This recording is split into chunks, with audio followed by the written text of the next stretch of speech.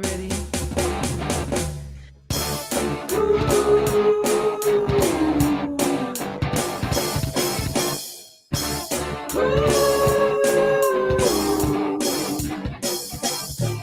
Bought a brand new hat, 43 years old.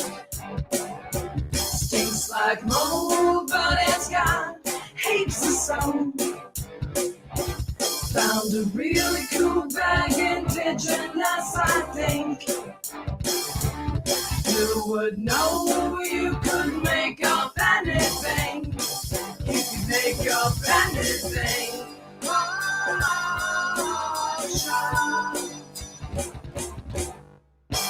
Shop till you drop. Got a funky dress, the rayon and polyester makes it clean. Got a shiny, slick, synthetic sheen. Pop shop. Shop till you drop. Blue color drain. A special bargain machine. Line up, sift through, find a gem in the paraphernalia, in the dream, and the dream. Good and excellent, bold and intelligent.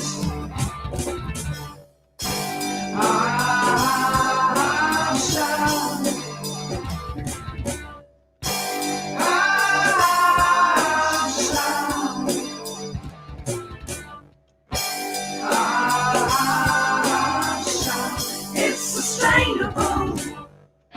Shop till you drop. It's inflammable. Hot shop. One man's junk. Shop till you drop. Is another man's finest love.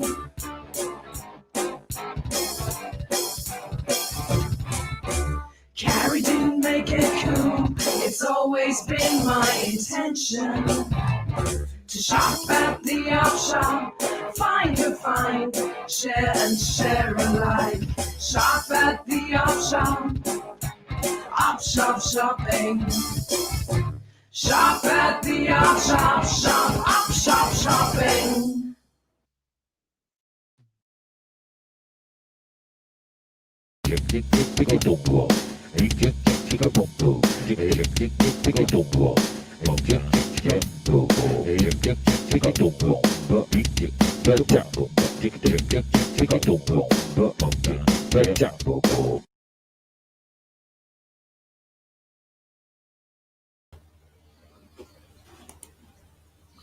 Oh, there he is. G'day, you mob.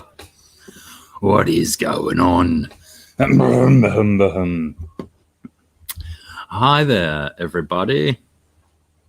Hope you're all well and fine and good and all that other fun stuff.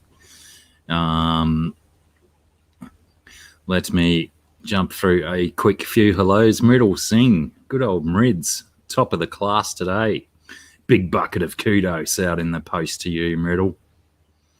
I don't know if that's your first, but anyway, onward and upward. Mickham in and out, I guess. Maybe Mickham might be sleeping by now. Nathan Fishboy, how are you, Nath? Thank you for doing those shares on the Facebook for me. Third Coast Aquatics, Scott Henderson with the new name. Welcome, Scott. How art thou? Tropico, Fish Tropic, Blacky Black. Hope everyone's well. I think I said that already, didn't I? I'm repeating my script over and over. Master Black has been sent by Bentley. I'm not sure if I'm supposed to say that in the back of my neck.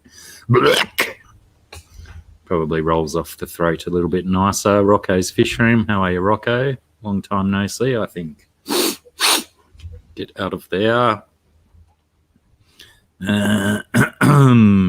Dirty Old Farmhand 3 coming in with the redfish, bluefish hashtag. I'm assuming that's another Bentley send.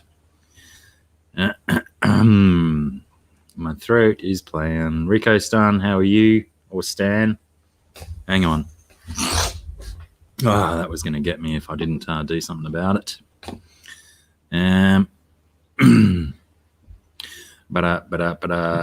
Where was I? Nola Jane, hello, how are you? Also, long time no see, I think. My chat must have jumped, did it? Dragon Lair, missed you. No, didn't jump too much for once. First time for everything.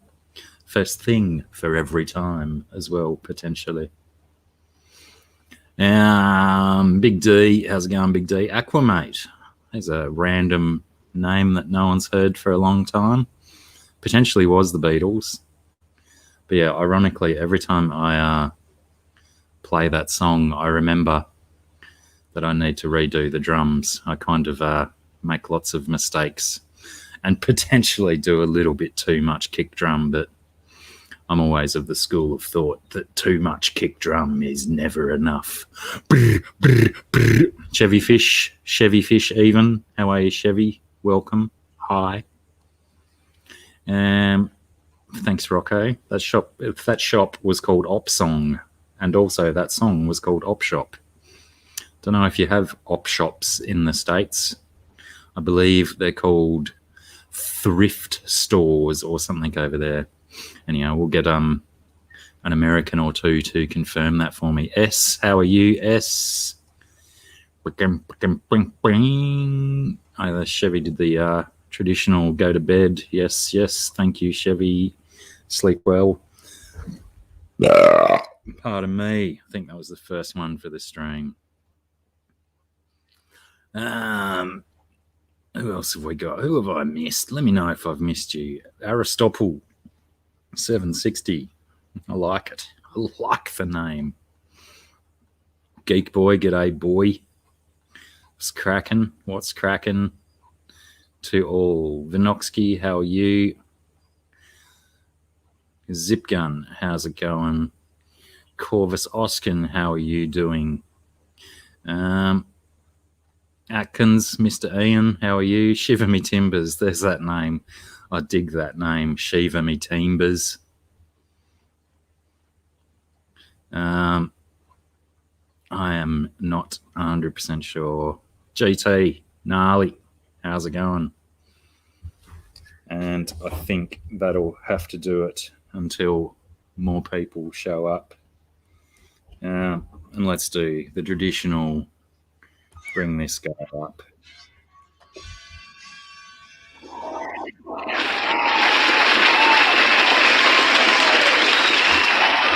To the crowd going absolutely bonkers for Corvus Oskin. The Corvus and the doll both at the same time. Oh, sorry, I was listening to some jams. What's up, brother? How the devil are you? Oh, well, just mopey and sad. Is that because Trump has finally left the White House and posted his videos for departure? Not yet. He hasn't left yet. Not until tomorrow. Is that what's getting you down, though? No, I was just kidding. I'm not down and sad. I got you. Damn, I so tricked you, dude. I tricked you, bro. I so fell for it like the fascist I am. Hook, line, and stinker. Stinker indeed. Yeah, buddy. What's going on, brother? How you doing? I'm doing not too bad. It's a reasonably chilly day here today. Oddly, because we've had some stinking hot days the last few days, but it's very overcast, nice and cloudy and windy, and it's quite cool. I think it'd still only be in the 20s of the Celsius scale. 20 So yeah, in the Celsius. So that's like, oh crap, I have to look this up. No, the 70, like 76. Yeah, probably low 70s, I'd say, in the Fahrenheit scale. Nice. That's So, lovely. yeah, just a little bit below. I think let me see what my fishing.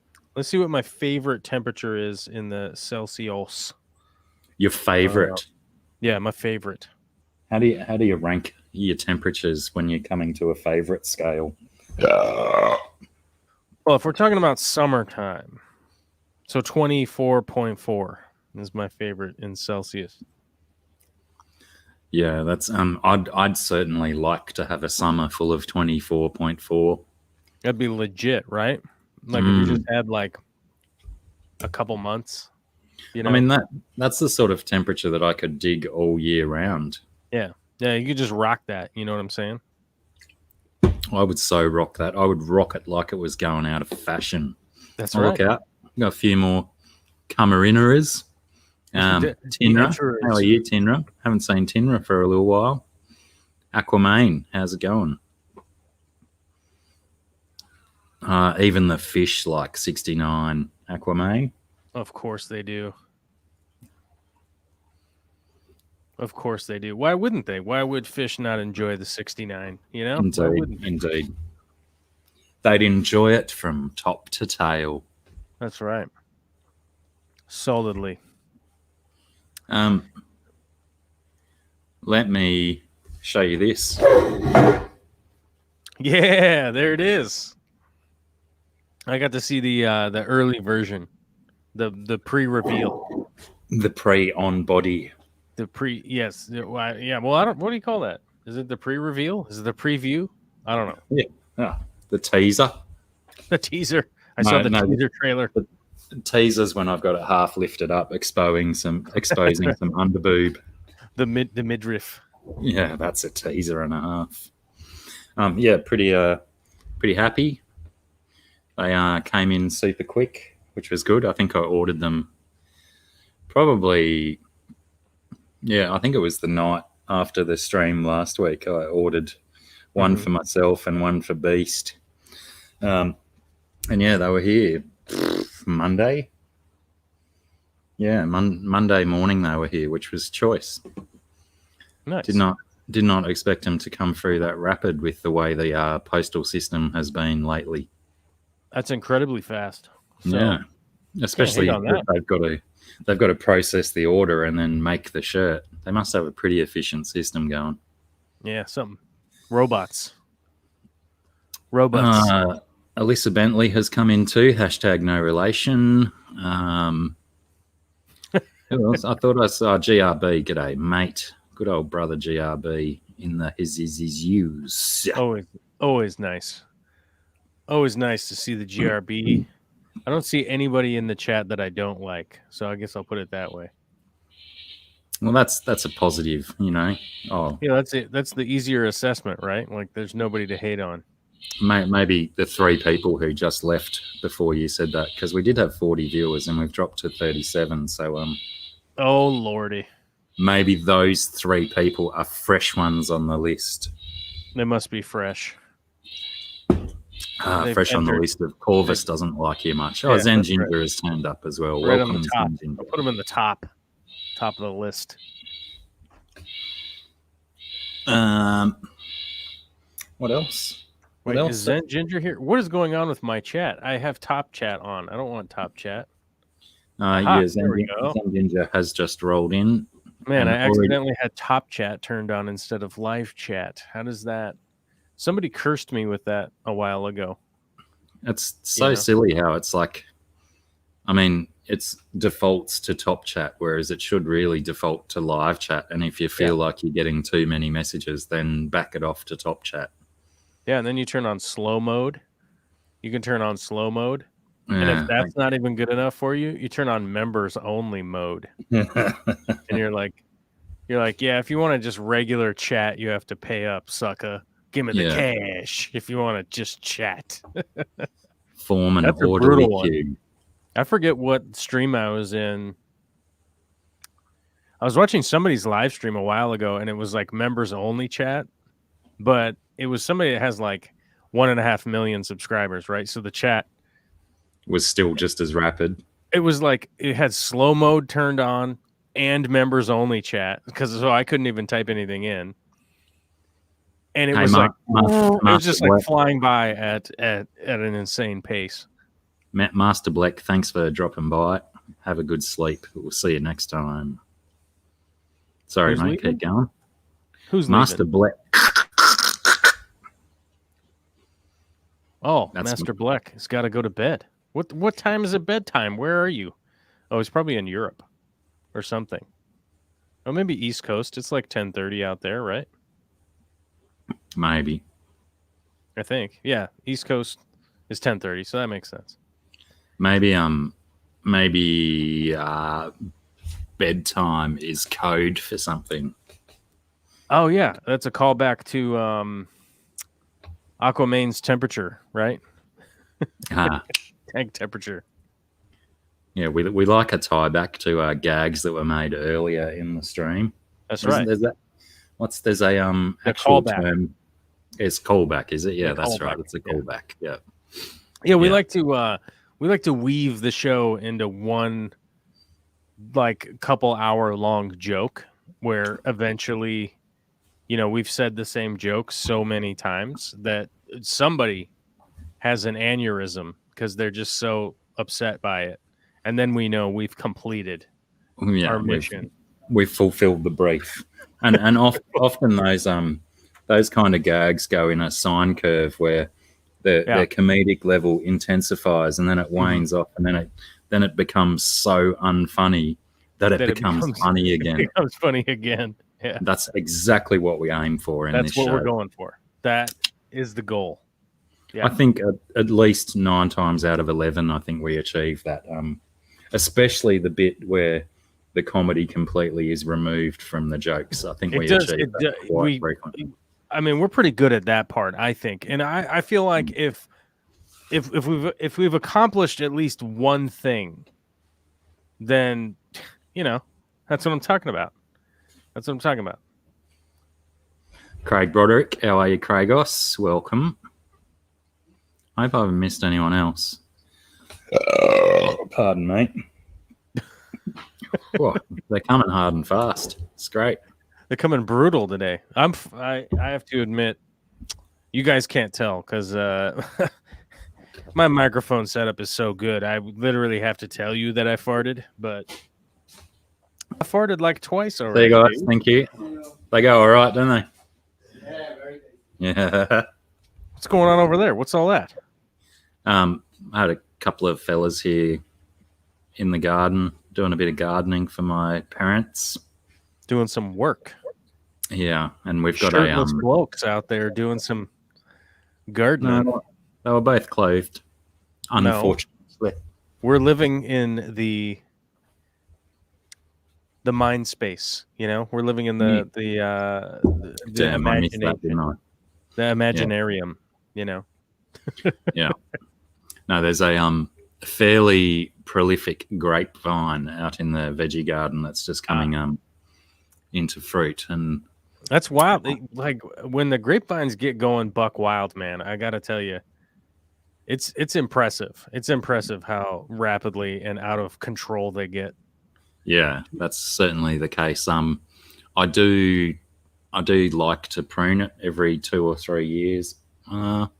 Actually, I did do a prune on it last year, but the growth with all of our heat and rain leading up to the summer has really made it flourish, and it's just covered in fruit at the moment. Oh, Craig Broderick has a callback. Okay, am I going to Peru? And the answer to that question is yes. I'm going to Peru, baby.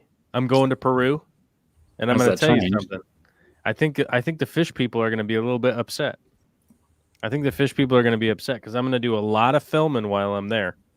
And there's only 2 things that I'm going to film while I'm there. Wild dogs and my ascent up Machu Picchu. And I will not film any fish or anything like that. That's it.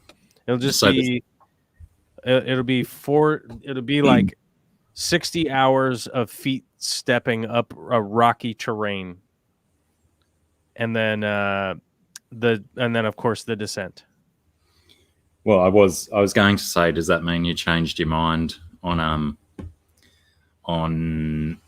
going with Corey and that, but obviously you're talking about your own personal little trip. Yeah, I'm just going down there by myself. I'm going to climb a mountain. I'm going to make a video about it. It's going to be the worst video you've ever seen. It's just going to be footsteps on repeat, on loop. I'm going to make a 15-second short video that I'm going to loop 98,000 times of footsteps. And then at the very middle of the video, I will have accomplished the peak. I will reach the very top of Machu Picchu, and then there will be about a 8-second video of me going like with my cell phone. It'll be like all shaky, like, "Hey guys, I'm at the top of Machu Picchu," and then that's it. It'll be good, right? And it'll get we'll views. be like, this guy's an artist. It's art. Chef's kiss. I think a lot of people would look forward to a Machu Picchu video like that instead of the same old standard video of like ancient ruins and stuff. I mean that gets. Well, that's the thing. Like if I went to Peru, that's what I'd want to do. I'd actually want to do the mountaineering down there. There's a bit of it to be had. Mm-hmm. Yeah, that's really what I would. That's really what I would like fly around the world for. The big trip I was going to do in G'day, grass-fed. I was going to go in like 2002 to do Kilimanjaro, but some idiots crashed some airplanes into some buildings, and that put that whole situation in flux. So I ended up not doing that trip. That would have been the big trip, going up Kilimanjaro. Yeah, you fly to Africa. Down in Africa somewhere. It's like the only. I think it's the. I might be wrong. There might be one other peak, but I think it's the only peak that gets snow in Africa. I think. Yeah, right. That seems about right. Mm-hmm. Tian Aqua, how are you? I think I saw another couple of new names. Danny Ken, how are you, Kenny? Good to see you, friend. Cody son, how's it going? And I always laugh at the Cody son. Cody son, hello. I try and imagine it in Mr. Miyagi's voice. Yeah, Cody san. Cody san, yes. Wax on, wax off, Cody san. That always makes me wonder why did Mr. Miyagi have all those old cars? That's what. It made no sense. That made no sense to me. Was he a junkyard guy? Was he a tow truck driver in the movie? Maybe he came Mr. to the Miyagi? States. He might have come to the States via Colombia. Aren't those old 50s cars very popular down there? I think that's Cuba. Cuba. That's what I meant. He actually might have been Cuban. Who knows? Maybe the character. I know that. Like, what was his name? Ken. What was the actor's name? Ken Marino or something like that? Is it? What was his name? I mean, Ken Marino was a footballer or something, wasn't he? I think that's a football player. Yeah. Yeah, it doesn't sound like a very Japanese name. What was his name? Hold on, Mr. Morita. That's right. I knew it had come to me sooner or later. I think he was a tow truck driver in the movie, right? Mr. Miyagi is a fictional Okinawan karate master in the Karate Kid film series. Blah, blah, blah, blah, blah, blah, blah.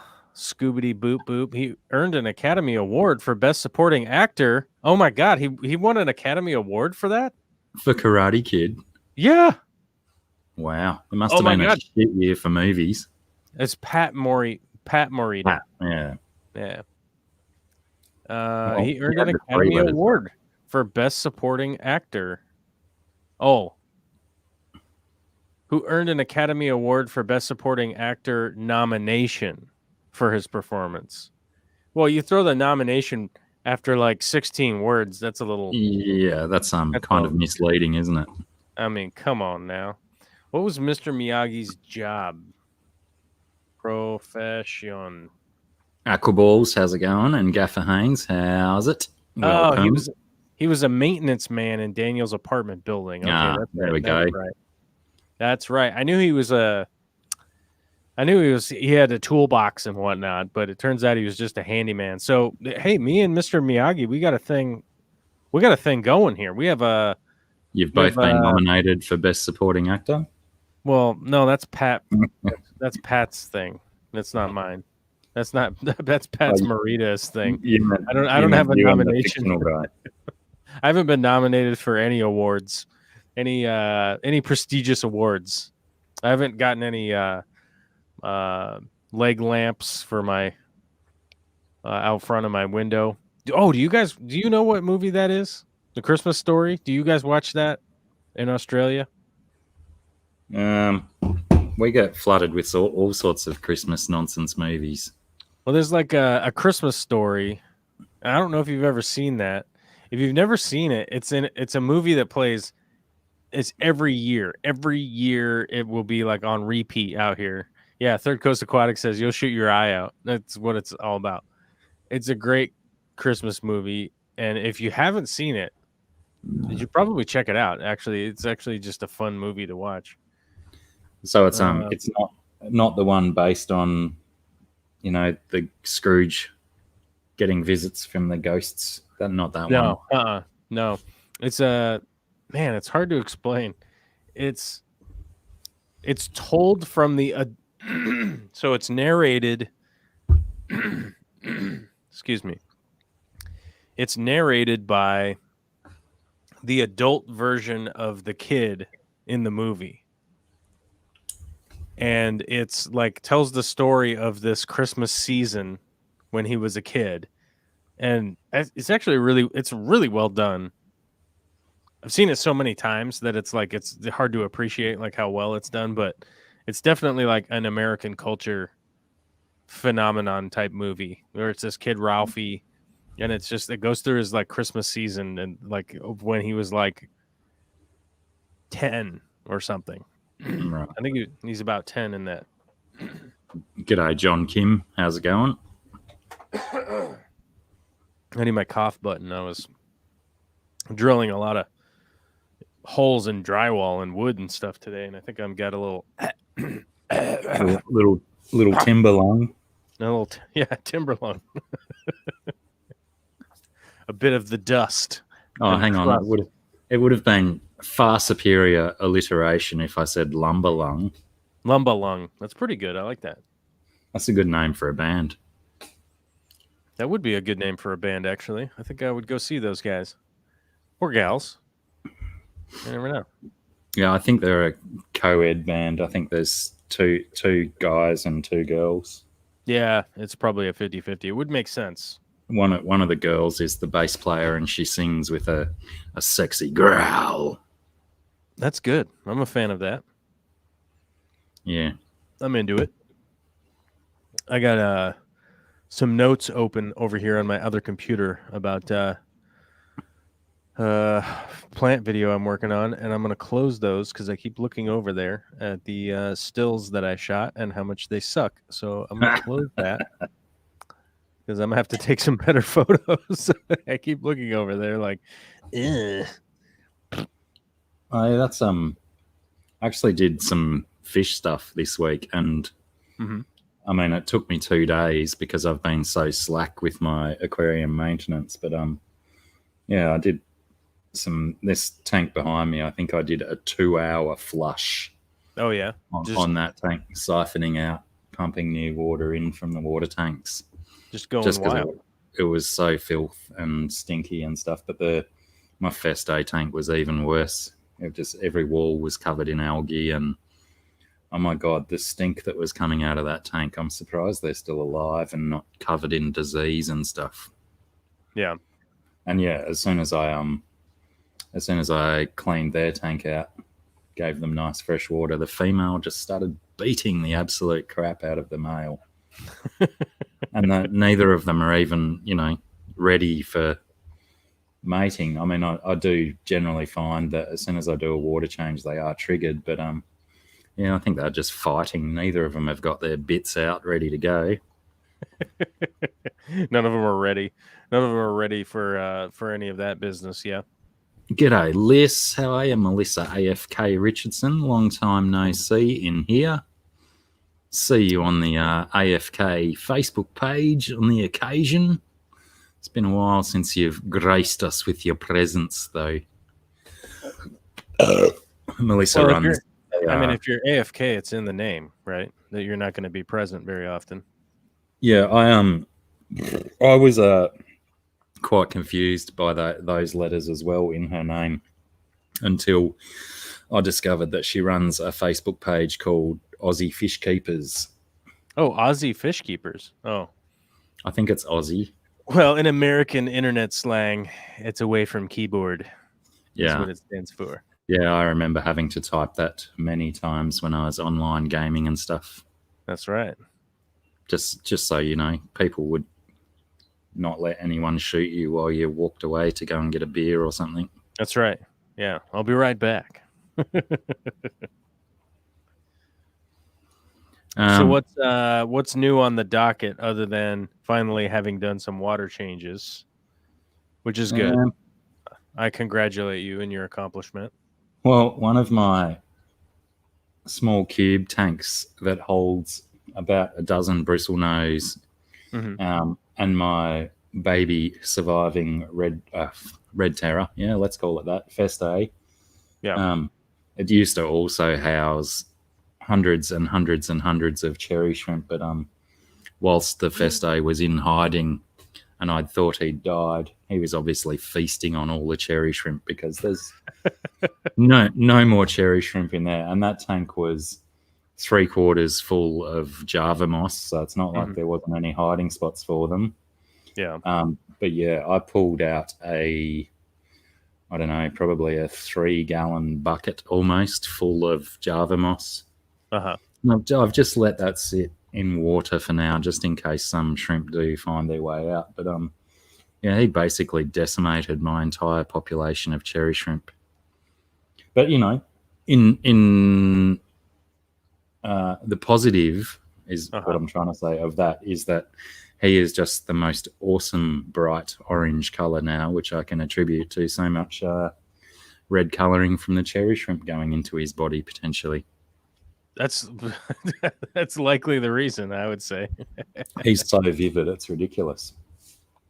But yeah, I really would like him to grow extremely rapid because his father is not the best Feste specimen.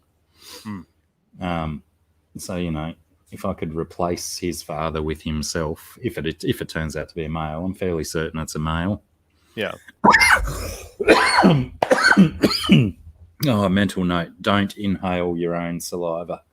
Never ends well. But yeah, he's going great guns. He eats everything I put in there for him. I've been feeding him a lot of mosquito larvae and bloodworms. Now that he's got no more shrimp to eat. Yeah. So yeah, he's going all right. But yeah, the tank looks decidedly empty after the massive landscape of Java moss being pulled out. I might have to get a one of those like little, what do they call them? The bonsai trees that are just like roots. And try and design something nice in there for him to hide around and whatnot. Oh, there we go. Gaffer is making a Christmas Story reference, so he's obviously seen it. So it must play down here on Australian television at some stage. At some point, yeah. Oh yeah, good link there, Zen Ginger. If you're in Australia and you want one of these shirts, I've got them on my Redbubble for a reasonably priced price. And also on my Teespring store for you American people, it's quite cheap on there as well. I put them down cheap, because I predict that I'm using someone else's intellectual property. I may receive a cease and desist order in the post. You may. You might. How do you just shrimp? How do they go about that in Australia? Do they send it to you, or do they just I would imagine it'd just be an email thing. Yeah. Being that my email is attached to my accounts, they would probably contact the company and say, this one will have to be sent to this person, or can we have this email address so we can do that? I'm not sure. Yeah. Time will tell. I know I had some mates in Brisbane who were doing a t-shirt company like that, and they received quite a few cease and desists in their time because they were just using memes and shit like that. So it happens somehow. Makes sense. It makes sense. I mean, somebody gets paid to do that, right? Yeah, no doubt. So I guess in the fees. ultimate like worst case analysis, it's like, well, at least somebody's getting paid to harass people. Yeah. S is saying Mickey Mouse asked him for $100 this week. I don't know how much he'll ask for next week. We may need a little bit of elucidating on that statement there, S. You may need to tell us a little bit more. Yeah. Unless it's the version of Mickey Mouse from South Park, because we all know he's quite heavy-handed. Could be the Mandalorian. It was probably just the Mandalorian was like, give me some money, sucker. Or maybe he's had to go and spend bulk money on Mandalorian toys or something. Yeah. What do you think? Somebody mentioned earlier they've watched WandaVision. Have you watched that yet? I did. I have watched the first 2 episodes. I haven't watched it yet, so if I was you, what I would do is I would wait until there's like maybe half a dozen episodes out. Yeah. Because the episodes just go and it's over. I mean, they're only 20 minutes of probably actual episode stuff. Oh, okay. And really long closing credits for some reason. But it's quite nifty so far. Like the first episode, do you understand the concept of the show? I get the concept, yeah. The first episode's like a 50s TV sitcom, and then the second episode is like a 60s TV sitcom. So I'm assuming that we're going to work our way up through the decades until like each episode she seems to have a couple of little moments where she's realizing that there's some interesting stuff afoot. Right. So I'd say we're going to go through a few decades before some stuff goes on. I think at the very least it seems to be like an interesting take on some of the Marvel characters, you know? Yeah. But yeah, which I'm into breaking the I'm into breaking the mold. I'm into it. Let's do it. Like, why not? So far, they've certainly done that, especially like their Well, it's like with Star Wars. You know, like they're doing a Star Wars TV show now instead of having to wait every 4 years or 40 years for a film for a film to come out. And then you're like, okay, that was that. What? They broke all their own rules. What happened? You know. So, but yes, so far the 2 episodes that I've seen have definitely been like solid homage to that decade's television. You know, they really take it to town. Mm-hmm. Skipper, how's it going? Skipper's Aquarium has made it, and also Lee Wilcox. I still haven't. What? Off the top of your head, what do you think? What series made this possible? Is it? I mean, made what possible? This making movie shows, movie TV shows. What series do you think? Off the top of your head, is it like The Walking Dead? Is it Game of Thrones? Is it Lost? Is it? You know, I was trying to think about this the other day, and I was like, man, I need outside input. Like you could have given me a little bit more notice, so I'd have a few minutes to think about it, because that's I don't know. I mean, you don't have to like profound. immediately have the answer. I mean, sometimes you do just immediately have the answer, so it's just a conversation. It's low stress, bro. You know, there's no cash on the line, dude. Don't worry. This isn't double jeopardy. You're not going to win the prize, because there is no prize. I mean, I've got cash over here if you need it. That'd be nice. Yeah, I'll take any buckets of cash. I'll give it to you if you want it. Just come over and grab it. Potentially, potentially Lost may have been one of those first real big budget TV shows that sort of plays movie like.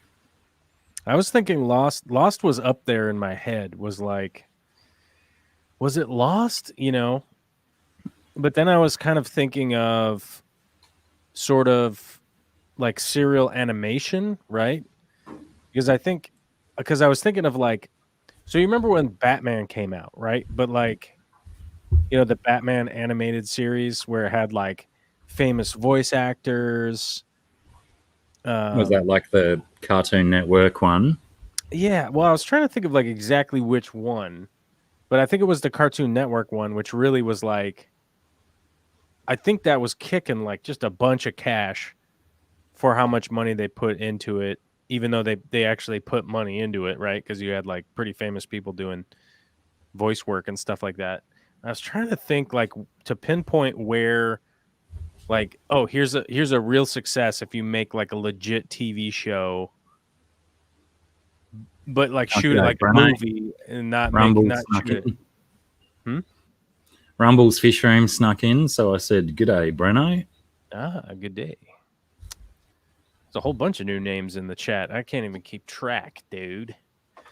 I don't know. I was trying to think of like what show kind of kicked it off, and I think Lost popped into my head for sure, because that was epically big when it came out. If people don't know or weren't around or whatever, I don't know what they were doing, but it was the Game of Thrones of the day, wasn't it? It was a TV show that everyone spoke about, and everyone was losing their mind about it. And it didn't go like 1 or 2 seasons. It was like 7 seasons long or something crazy like that, right? 7 or 8. So it really showed that you could get legs for like you make a lot of money for a long time, right? Yeah. Lee Wilcox has some good ones here. Star Trek, Farscape, Lex, then some much bigger productions like Lost. I think Lost was the big game changer, because Star Trek, Farscape, Lex, like there's a lot of sci-fi shows, but I don't think they ever had that like everybody's watching it. Yeah. You know what I mean? I think a lot of those were very episodic as well. They weren't necessarily telling a long game. Yeah, it wasn't. It didn't have that long. It didn't have that long story arc. This is a story arc that's just one story, right? Because Star Trek wraps up at the end of every episode. You know, a couple of stooges die. They figure out the problem. They solve the problem, and then it's a brave new world. And they fly off, regardless of what Star Trek you're talking about, Deep Space Nine, Enterprise, the original one. I mean, there's like Voyager, all of them all had that episodic, like one episode was an arc. If they had like a to be continued, whoa, there was 2 episodes. Yeah. Whoa, like, whoa. But like, Lost was 7 seasons of one story. That was it. Yeah. It was just like these idiots crashed on a island, and then a bunch of wacky stuff happened for 8 years. And what was it? And then it was just a dream or something. Mid-90s or something. Lost. Oh, maybe MASH. Maybe MASH. Maybe MASH, the TV show, that might do it. That might. Well, I think if MASH was the inspiration for movie making becoming TV making, I think it potentially may have happened a few years earlier. Yeah, but I think that also I think that was just still those were TV episodes though too, because that like MASH led to Cheers, and then Cheers led to like Seinfeld, and then you know what I mean, like those all had just it's an episode, it's the same characters, but a thing would happen, and then it would be resolved by the final commercial break. Fucking Fish is here. G'day, Kev. How are you, mate? Yeah, see, fucking Fish said Gilligan's Island, but that also had just an episode arc, the doctor would figure out how to make a coconut radio. And by God, that took some skills, didn't it? I mean, that guy was the original MacGyver. I mean, really. I mean, that Gilligan's Island became MacGyver, MASH became the A-Team, right? Yeah. And we lost we lost Marianne from Gilligan's Island last week. Yeah, recently passed away. But I mean, I think they said she was like 89 years old or something like that. Yeah, so you're like, she's probably due. Yeah, it's gonna happen, Although I did talk with my my grandmother, who is 98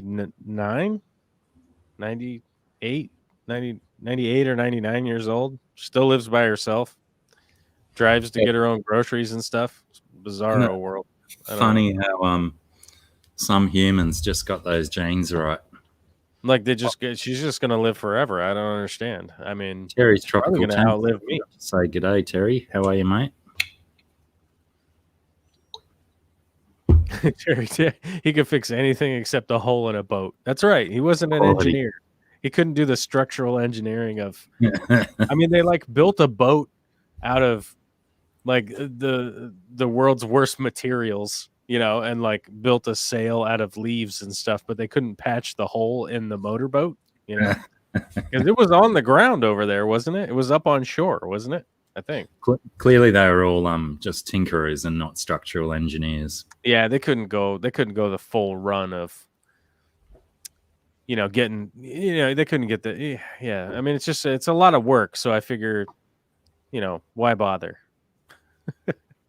But going back to your question, has there been any other TV show, say for example, like The Mandalorian, that is a spin-off from an existing movie series, apart from, Star Trek was a TV show before it was movies. Right. Anything else come to mind?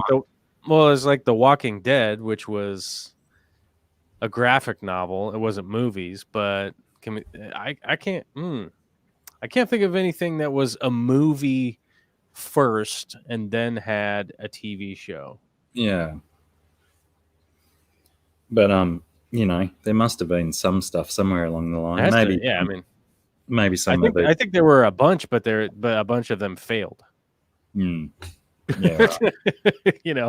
Right. I think the TV version was like, no, you failed. Oh, BJ Palmer's here. I suppose I've got to stand up again, don't I? I'll let him know.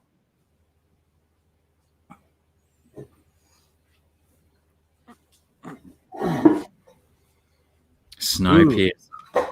Jess Shrimp has a good point. The Terminator movies before the Sarah Connor Chronicles, but the Sarah Connor Chronicles only did 2 seasons or something like that. I don't recall. I really enjoyed the Sarah Connor Chronicles, but I don't think it lasted very long. I think it got canceled. You're right. It was only 2 seasons, but it was also a fantastic 2 seasons. I probably would be interested in rewatching that because I watched it when it first came out and haven't revisited it since. Sarah Connor. Skipper saying Snowpiercer. Who was the Terminator in that? She was the girl one, but the guy one was, I don't know his name, but he was in Deadwood. He played 2 different characters in Deadwood, and he was also a dad in one of these pokey Midwest kind of sitcoms. Yeah. Well, I think I think it helped the context of the show that Summer Glau was the Terminator, you know. Yeah. I think that was helpful. I think that was helpful to viewers. Well, especially she was coming off of what's that show we always talk about with Nathan Firefly? Fillion? Firefly, yeah. She was coming off that, I think, when she went into Terminator, yeah. That was about that time. Oh, sorry. I think so. I mean, let me see here. So she had a bit of Serenity. she had a bit of a fan base built up from Firefly. Yeah, I think that was. Yeah. So it was after Firefly. Yeah. Punchy Paints. Hi Pam, how's it going? Yeah. I'm looking at some Saving Hope. Yeah, that Jess Shrimp Granny's got it. Saving Hope was the TV show where Terminator guy played the dad. Oh. But yeah, he seems to be whatever his name is. Someone will probably put it in the thing because I'm not googling it right now. Zipgun has a good point. Stargate, the TV show ran for 10 years, and I think that was originally a movie, and then it had a TV show. I remember that. That was a long arc, but it also had the episode feel, you know. Yeah. Well, I suppose a show like that gives you that freedom, doesn't it? Where you can dance around a episode. Well, that's the thing, like subject, and then still flesh out the big story. Yeah. Well, and I think also, like, I think realistically, in the grand scheme of things, because I'd have to look up who it was, but like I think Stargate, the TV show, was only like Sci-Fi Network, right? I don't think it was ever on. Let's see, Stargate Wikipedia.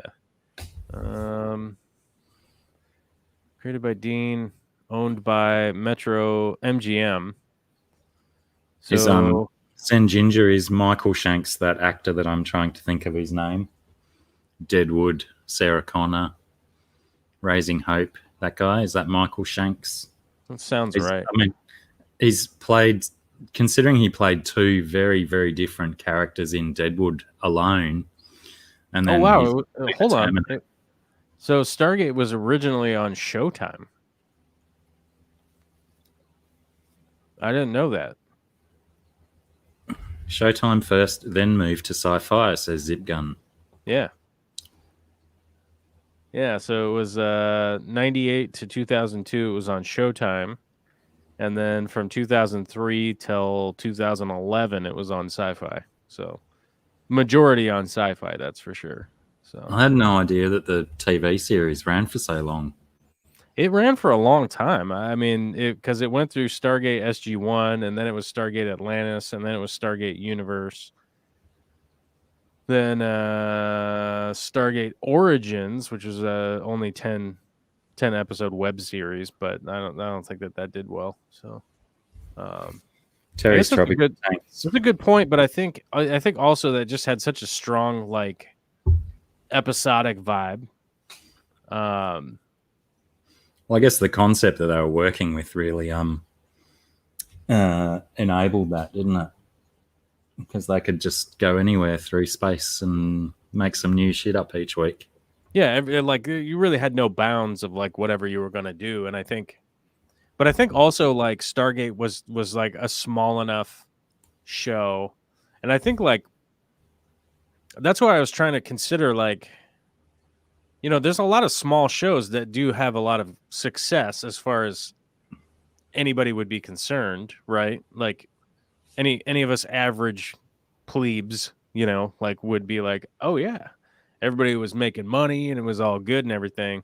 But I think on the scale of like a blockbuster that just continues to go week to week to week without really finalizing any of the story, because the story is actually, you know, like a 10-year period or something, you know what I mean? I was thinking that Lost was probably the first one where it just does this giant arc and everybody was in it, you know. And you could barely call it episodic, because yeah, we'd rarely get an episode of Lost where something starts at the start of one episode and is resolved by the end of that episode. No, it was always like It's just- 9 episodes later that thing got closed up, and you were like, "Oh yeah, I forgot about the boars were trying to eat something or what." You know what I mean? You were like, "I totally forgot." Oh, but I got closure on that thing now. A million years later, you know, which I don't know. So I was really trying to. I don't know. I mean, I think about this crap while I'm driving around. It's 75 miles each way to work right now. So, I mean, I got to think about stuff because I'm just driving on the I-5, you know. It's not like I've seen Babylon 5 has had a couple of references now. And I do remember seeing a few episodes. Like that was early 90s or something, wasn't it? I think I do remember seeing a few episodes. Yeah, I never got into I never got deep into Babylon 5, honestly. Hello, Mary Page Flynn. How are you? Welcome.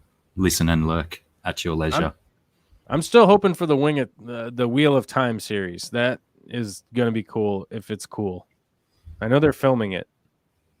I know that they're going to make a season. I really hope it's not just like one crappy season and then that's it. Is that the one you were talking about a couple of weeks ago? Yeah. Speaking of shows that we have talked about, I did go back and start watching Farscape. Oh, yeah. I must say, in this day and age, it is very interesting to go back and watch a show in 4:3 format. Yeah, yep. But yeah, I did also. Ooh, that's going to end ugly. I did also remember considerable stuff of it, and characters and stuff like that, and some of the annoying things about it. But I'm still pushing through. I think I've done a fair amount of the first season, and it's quite good. I'm enjoying it. Nice. It's a really good series. I mean, even considering like it's aged, you know what I mean, at this point. It's still I think it's still quite good. Maybe the effects and all that kind of stuff aren't the greatest, but the storyline is fantastic, you know. I think one definite thing that I've noticed is post #MeToo era. Yeah. By crikey, that John Crichton, he'd certainly be up for some trouble, I think. He does some very, very interesting, touchy-feely stuff with his co-stars on camera in that show. Yeah. Yeah. Well, I mean, he is supposed to be like, you know, that's the guy he's supposed to be. He's supposed to be like the sort of arrogant astronaut guy. I mean, his dad was supposed to be the legend, right? If I recall, I think his dad was the famous astronaut, and he was like trying to make his dad proud. He's had a lifetime of wafting around on his own arrogance. Yeah. But yeah, there's so many scenes where he's like in incredibly close proximity to his female co-stars and either casually wiping his chin or his hand or his lips across parts of their skin that might be exposed. And I look at it and go, oh, I don't think you'd get away with that nowadays. Yeah, probably not. It's quite funny. But yeah, I'm still pushing through. I'm watching it. And it's funny too because it's filmed in Australia. So there's lots of small parts played by, well-known Australian television actors and stuff. So it's funny seeing some old crushes from my youth turning up as weird characters. That is nice. That's good times. Everybody I'm going to go for crocodile, hold the fort, and I'll figure out the crocodile. Wrangler. The Wrangler himself. Holy moly cows. My husband loved the Wheel of Time series, Jess. Yeah, I love the Wheel of Time series too. And, considering you've got, I think it's like 16 or 17 novels, like monstrous novels I think they wouldn't fall prey to the issue that Game of Thrones did, where they ran out of books and then gave the series to, two blokes that just did not do a great job with finishing it. So that's the thing that I kind of look at is go like, well, it's a series of novels that has a lot of information in them. They're not short reads by any stretch of the imagination. Like, a lot of character development is in there, so it's not even really a question of what kind of motivation would these people be up to or anything like that. So I think anybody that would be adapting the scripts has plenty of content to go off of.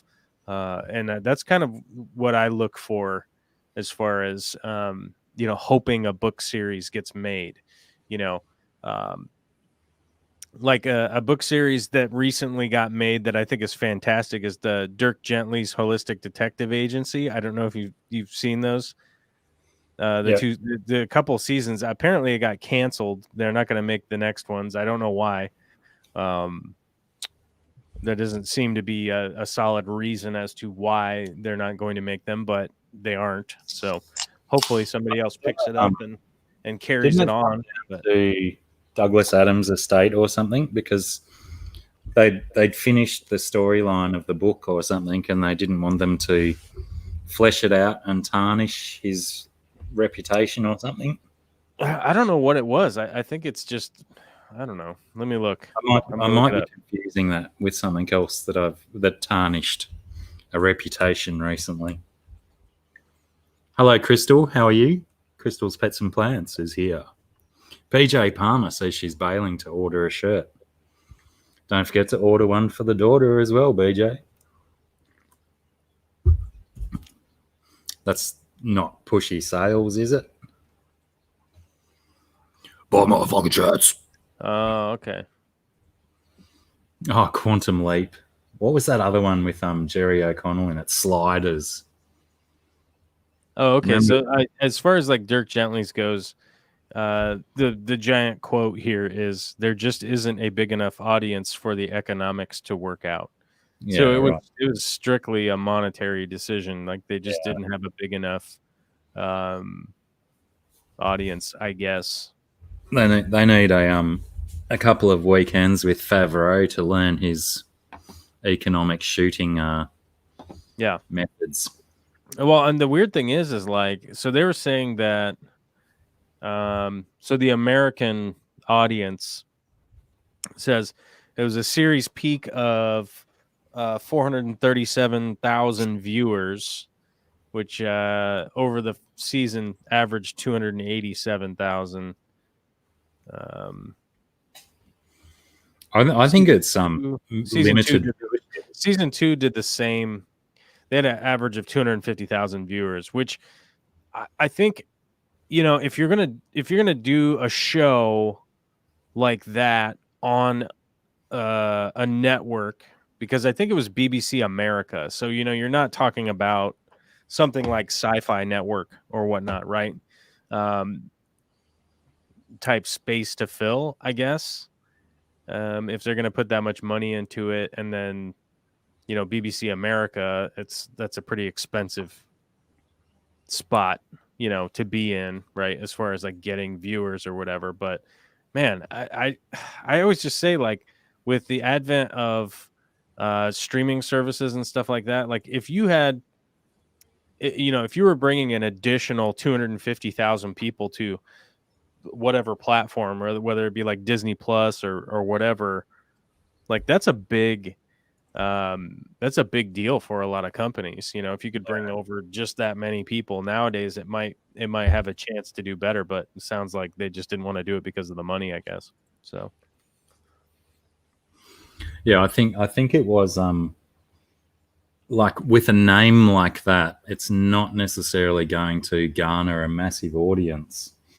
It's a confusing name, that's for sure. Yeah, and a lot of people, when they see the word holistic, they might balk at that and go, "Oh, I don't want to watch no hippie show. Well, I think people are just assholes, really, when you get down to it. They don't know what's good for them. They don't know what's good for them. They're busy eating McDonald's, But yeah, they don't know what's good. If you haven't seen it, people, watch Dirk Gently's Holistic Detective Agency. Yeah. The American one was definitely much better version than the English one. The English one was only like 5 or 6 episodes, I think. But yeah, if you haven't, very, very, very much worth a watch or 19. I thought they were quite good. I thought they did really well. I thought they did a really good job. They're very entertaining, the 2 seasons, but I'd never read the books, the Dirk Gently book or books, however many they were. But like the English version and the American version are just such vastly different television shows. I found it really odd. Yeah. But, still worth a watch, both. But the American one was better in my mind.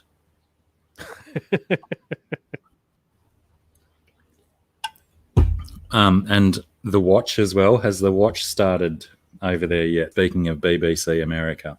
It has started over here, and I have not tuned in for it because it is incredibly difficult to watch BBC America on our living room TV. Be a big pain in the ass to get that channel on the TV up there. So one of these days I'm just going to likely download it and kind of watch it in my office while I'm working. Bit of talk. Dragons of Pern, wasn't it? The Dragon Riders of Pern.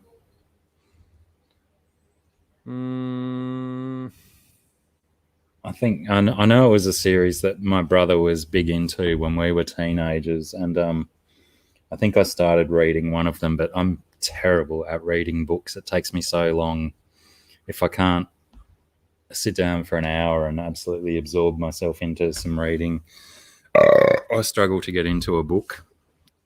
Well, yeah, I think The People of Pern is a companion series to the Dragon Riders of Pern, which I never read. I think I've seen it a bunch of times, and I just never... It never happened. It never happened for me. I think potentially, too, one of my aversions to it was generally when someone... I've just done this thing myself where I've highly recommended something, but quite often when someone highly recommends something to me, I already build up an aversion to it. Yeah. Well, if it's a family member, it's almost like, oh, my sister likes that. Pff, screw this. Must not be good. Yeah, I'd almost prefer that people say, "Nah, don't watch this. It's crap." And then I'm more inclined to go, "Well, why do they think it's crap? Maybe I won't think it's crap, so I'll go have a look." Well, that's reality, right? That's just kind of how it works. Don't watch this. Okay, I'll check it out. Hang on, what have I've missed a bit of chat? Oh, stuff about the BBC in the UK.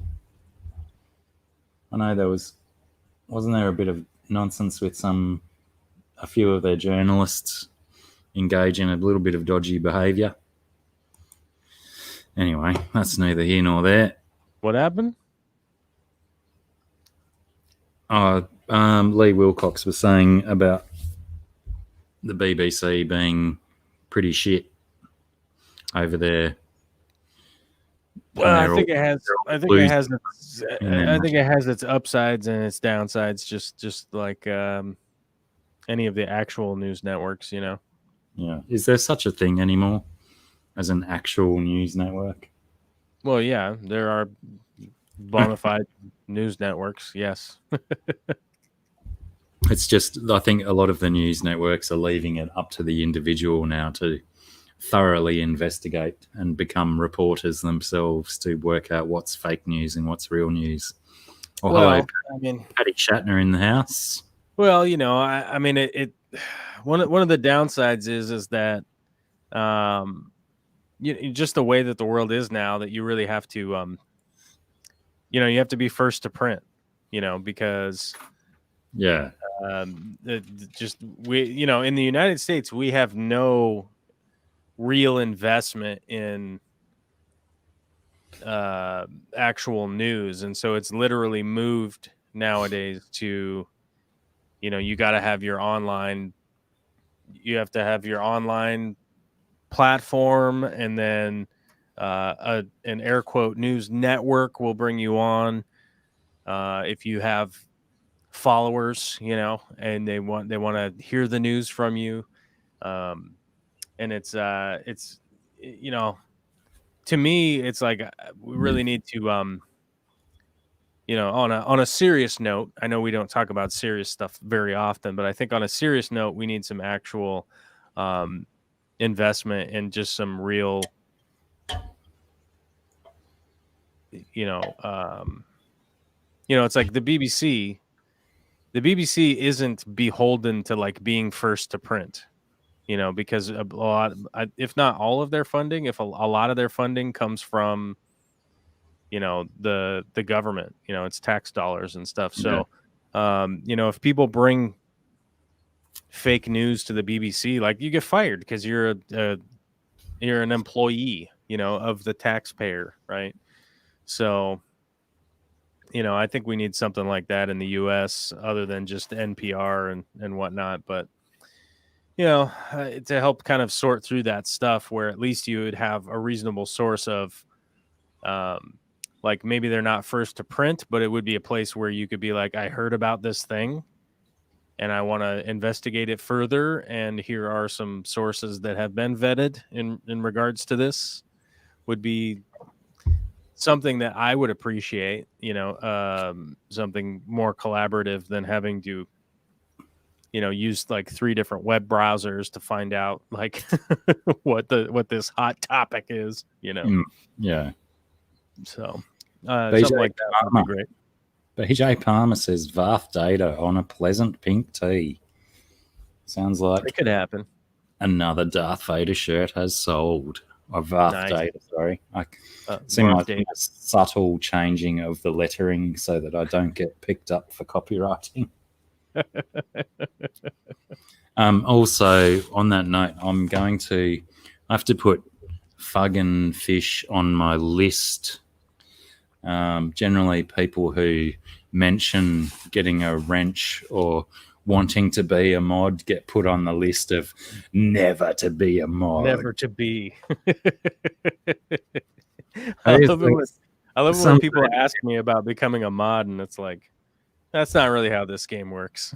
Yeah, there was some dude in here a couple of weeks back and was just hounding about me making him a mod. Mm-hmm. And I just kept ignoring it. And I think I finally said something about that's not how you go about becoming a mod. No. And plus, Kev, who knows what sort of nonsense you're going to post in my chat. Would it be trusted? Like, yeah, I don't need links to any more man tits. I've got enough pictures of my own man tits. That's right. I make my own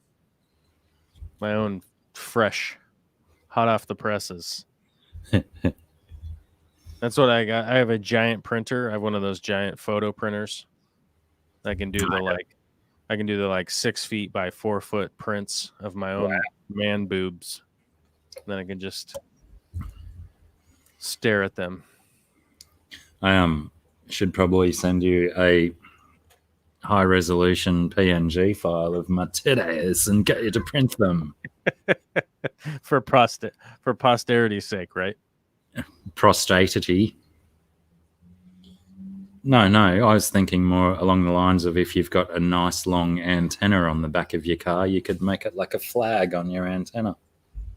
Oh yeah. Fold it in half and you'd have one tit on either side. Yeah, people could see the freshness. Or like Scott says, moob prints for sale. I'm sure my boobies would be worth heaps of cents. Yeah. I wonder what the going rate for that even is at this point. 3 cents maybe. Is it even legal? I mean, I don't know. I mean, maybe it is. I guess it Well, probably would. It's not pornography, right? No, it's not. I mean, it's unfair that we can get our boobs out in public and girls can't.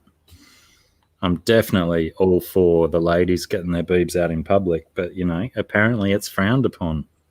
And for some reason, I don't know why. And I mean, mine are bigger than so many ladies' boobs, but I can walk around in the street with my hairy tits hanging out and they look 10 times worse than a lady's boobs. So unfair. That's true. Jess has a good point. Zen is an awesome moderator. That's why she's on my list. She was saying that she asked me once to be a mod, and I don't even know if it went down like that. I think it went down like I was yelling about how there wasn't a mod on my show, and I was screaming, and I think I lit the house on fire, I believe. And I think the only way to put the fire out was to make the Zen Ginger a mod, and then it worked, and luckily. What do you mean, like as in the house, as in the chat, we're all just giving you crap because you wouldn't make Zen a mod? Or you actually had fire in your house? I think I literally lit the house on fire. I think the house was ablaze and would only be quenched by making Zen Ginger a mod. I think that's how it went down. I don't know. That's how I remember it. So it's probably accurate, I would guess. Seems legit. Yeah. I haven't demoted any mods for a long, long time, so potentially never on my mod team lists. I only demote them when they don't show up for months. And I'm like, oh, yeah, that person doesn't ever come to the show anymore. I'm just going to take their wrench away and make someone else. Make someone else a mod. I think there's probably still 3 or 4 people out there that could probably turn up to my streams after a year of not showing up, and they're probably still a mod. I think the Zen Ginger's a mod on my channel. Let me look. I don't know. Where is that? Oh man, it's somewhere deep in the control panel here. Sorry, Lee. I've got I have this stupid OCD with all of the hair above my neck. I'm always pulling on my beard or playing with my moustache or plucking hairs out of my ears or my nose or doing those ones. There we go. Or some 1991 Robert Smith from the Cure era hair.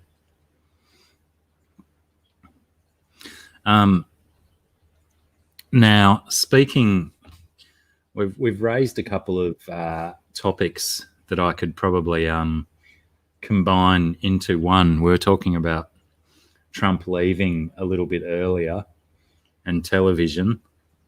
This is going to be a bit of a stretch as far as segues go. Uh-huh. But when the president leaves, he dishes out pardons, right? They have a tendency to do that. Yep. Is the Trump going to pardon Joe Exotic? They're saying that he probably is going to. Oh, really? Is it an actual thing that's happening? Yeah, the guy's a clown. Why wouldn't he? I mean, he's already pardoned a whole bunch of awful people, so there's no reason why he wouldn't now, I thought it was pure comedy. People were just going for a laugh.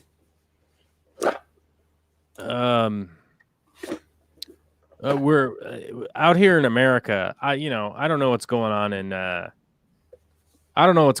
Australia. I know you guys catch on fire and you got crocodiles and you gotta touch your crocodiles and whatnot and all that. I know you got that going on down there. But we're living a dark comedy up here in the States, you know. So TV people who are legitimately in jail are apparently going to get pardoned. I don't know. Yeah, I heard on the radio whilst I was downtown earlier this morning that it's close to 150 people on his list.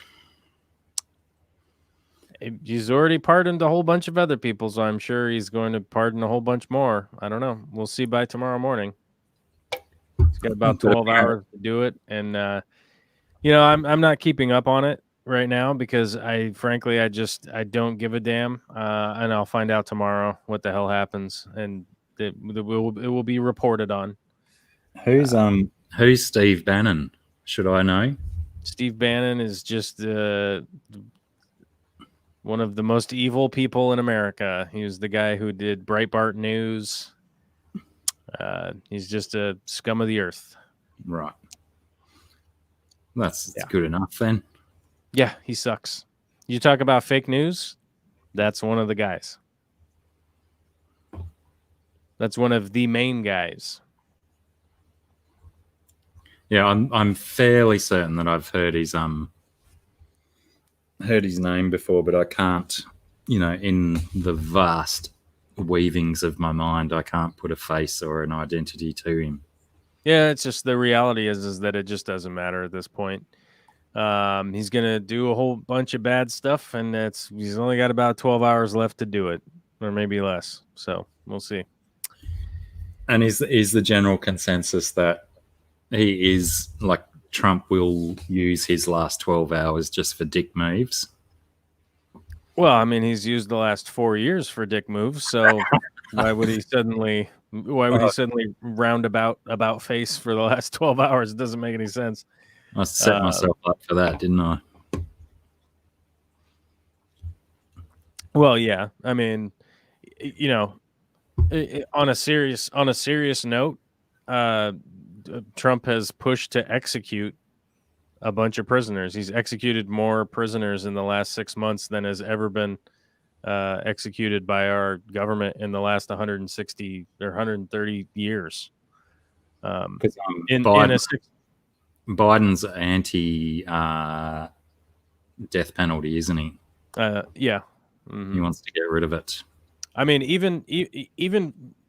even morals aside, okay? Even if you take the moral element from the death penalty away, it is strictly a gigantic waste of money.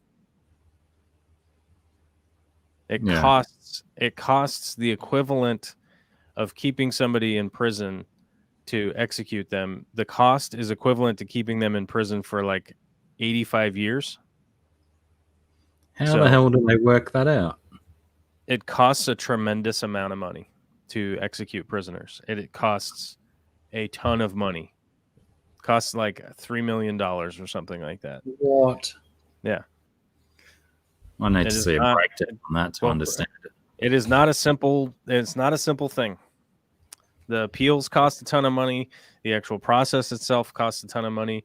Building the facilities costs a ton of money. To like have a facility specifically for that, I mean, it is a monumental amount of money, and there's no reason to do it. Those last meals, death row order, they're always expensive meals, aren't they? It's not even the meal, but it's like they have their own. It costs just from the financial standpoint. Just keep them locked up, and just do that. And you don't even have to worry about the moral side of it. You don't have to worry about the financial side of it. Just keep them locked up. And there's just, why would anybody be motivated to execute people? Why would that be anybody's motivation? Why would that be anybody that was a good person's motivation? Yeah, I get what you're saying. Yeah, I just had no idea that it cost that much money. Alyssa Bentley raises an interesting point. But when I heard my report on the radio this morning about his pardons and stuff, they were saying that he posted his video on Twitter. So have they temporarily unsuspended his account or something? No, there's a presidential address account that is just specifically So that's not his account. That's the president's account. Like the office of the president or whatnot. So it's all a very confusing situation as far as that stuff goes. Because it all comes down to terms of service. You know, when you break the terms of service, you know, it's a private company and they're able to stop you from using their service, you know, that you don't even pay for, you know. I'm going to go and wrestle a crocodile again and do this before I go. Oh! Yeah, hello. Yeah. You're all primed up for the blast. What's going on? Not much, man. Just had a quick run into town and had a really chatty cashier at the checkout. So he scammed me of like 3 minutes of life. I was like, fuck's sake, I got something to do. Hurry the fuck up. But anyway, he even said, just relax, man. You know, patience is good. I'm like, I'm so fucking patient all the time. But for today, no patience. For right now, I have zero patience. Yeah, fuck it. Yeah, I don't know. I mean, up here with COVID going on, I do have to admit, it has been so long since I've talked to a cashier, right? That I might actually welcome a nice conversation with a friendly cashier, but I don't trust those people, so I tell them to get the hell away from me. Like, yeah.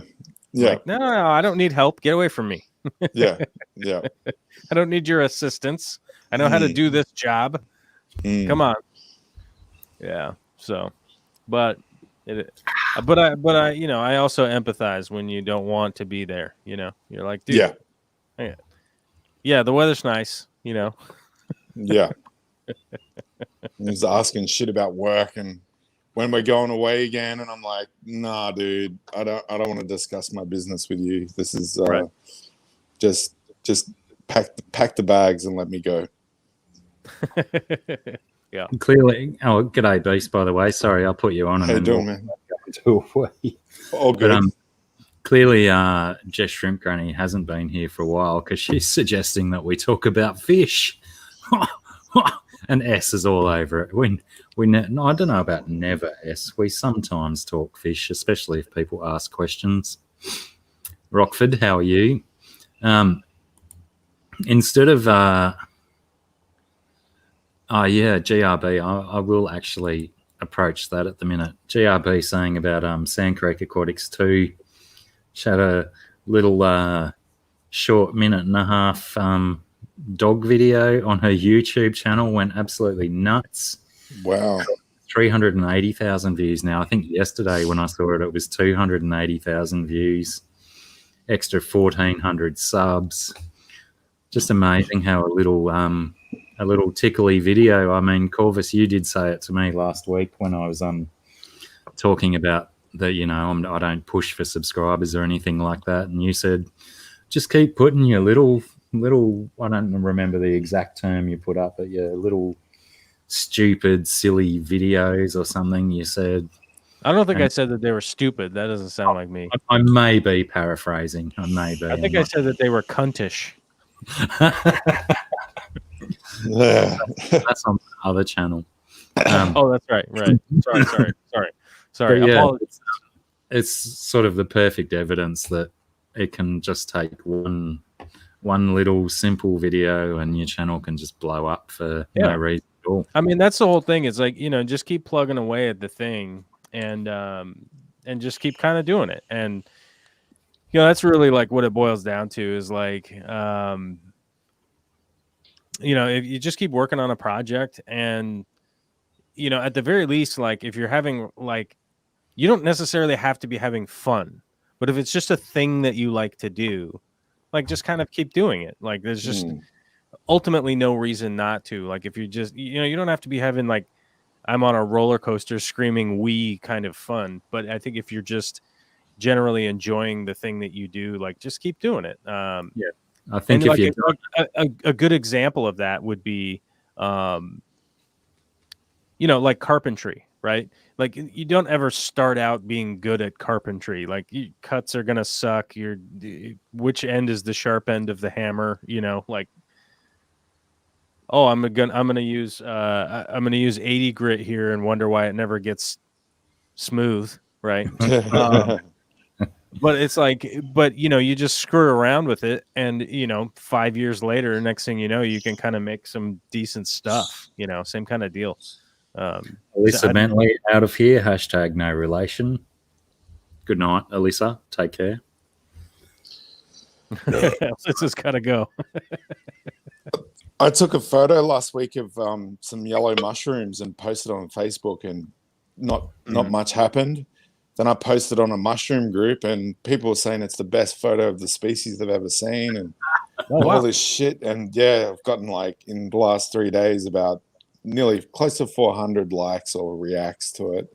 Oh, that's awesome. But, yeah, and then this other person said, "What is it?" They posted a group name. "What is this yellow mushroom growing in my pot plant?" And there's a whole meme group that's shit posting about this yellow mushroom and how it means that you're dead and you don't know it already, or death is coming, and all this mythology about this particular yellow mushroom. And then I went on Wikipedia and looked at the entry for the species, and it said edibility status unknown, toxicity unknown. It's like, it's got some mystery, this fucking yellow mushroom that pops up in people's pot plants. Yeah, I think unknown always suggests microdosing. Yeah, I'm not going near the fuckers. But I'm going to tell you this much: I wouldn't give it a try, because my part of the world,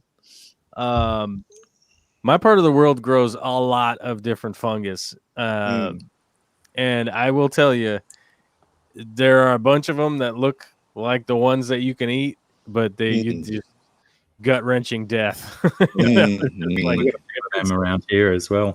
If it's unknown, I'm like, nope, no, I'm not even gonna think about even touching it. So, I mean, you guys have the spiders that will make your eyes turn liquid and then you die. But we have fungus that does that here. It's creeping around. It's funny how you say you put it in one spot and it doesn't do so well, and then all of a sudden it explodes. My brown snake video from a couple of years ago, I put it on my YouTube channel. It's had 600 views or something, even as awesome a video as it is. And then I get a call from the ABC wanting to use my video, and I say, yeah, sure, that's all right, as long as you credit my YouTube channel.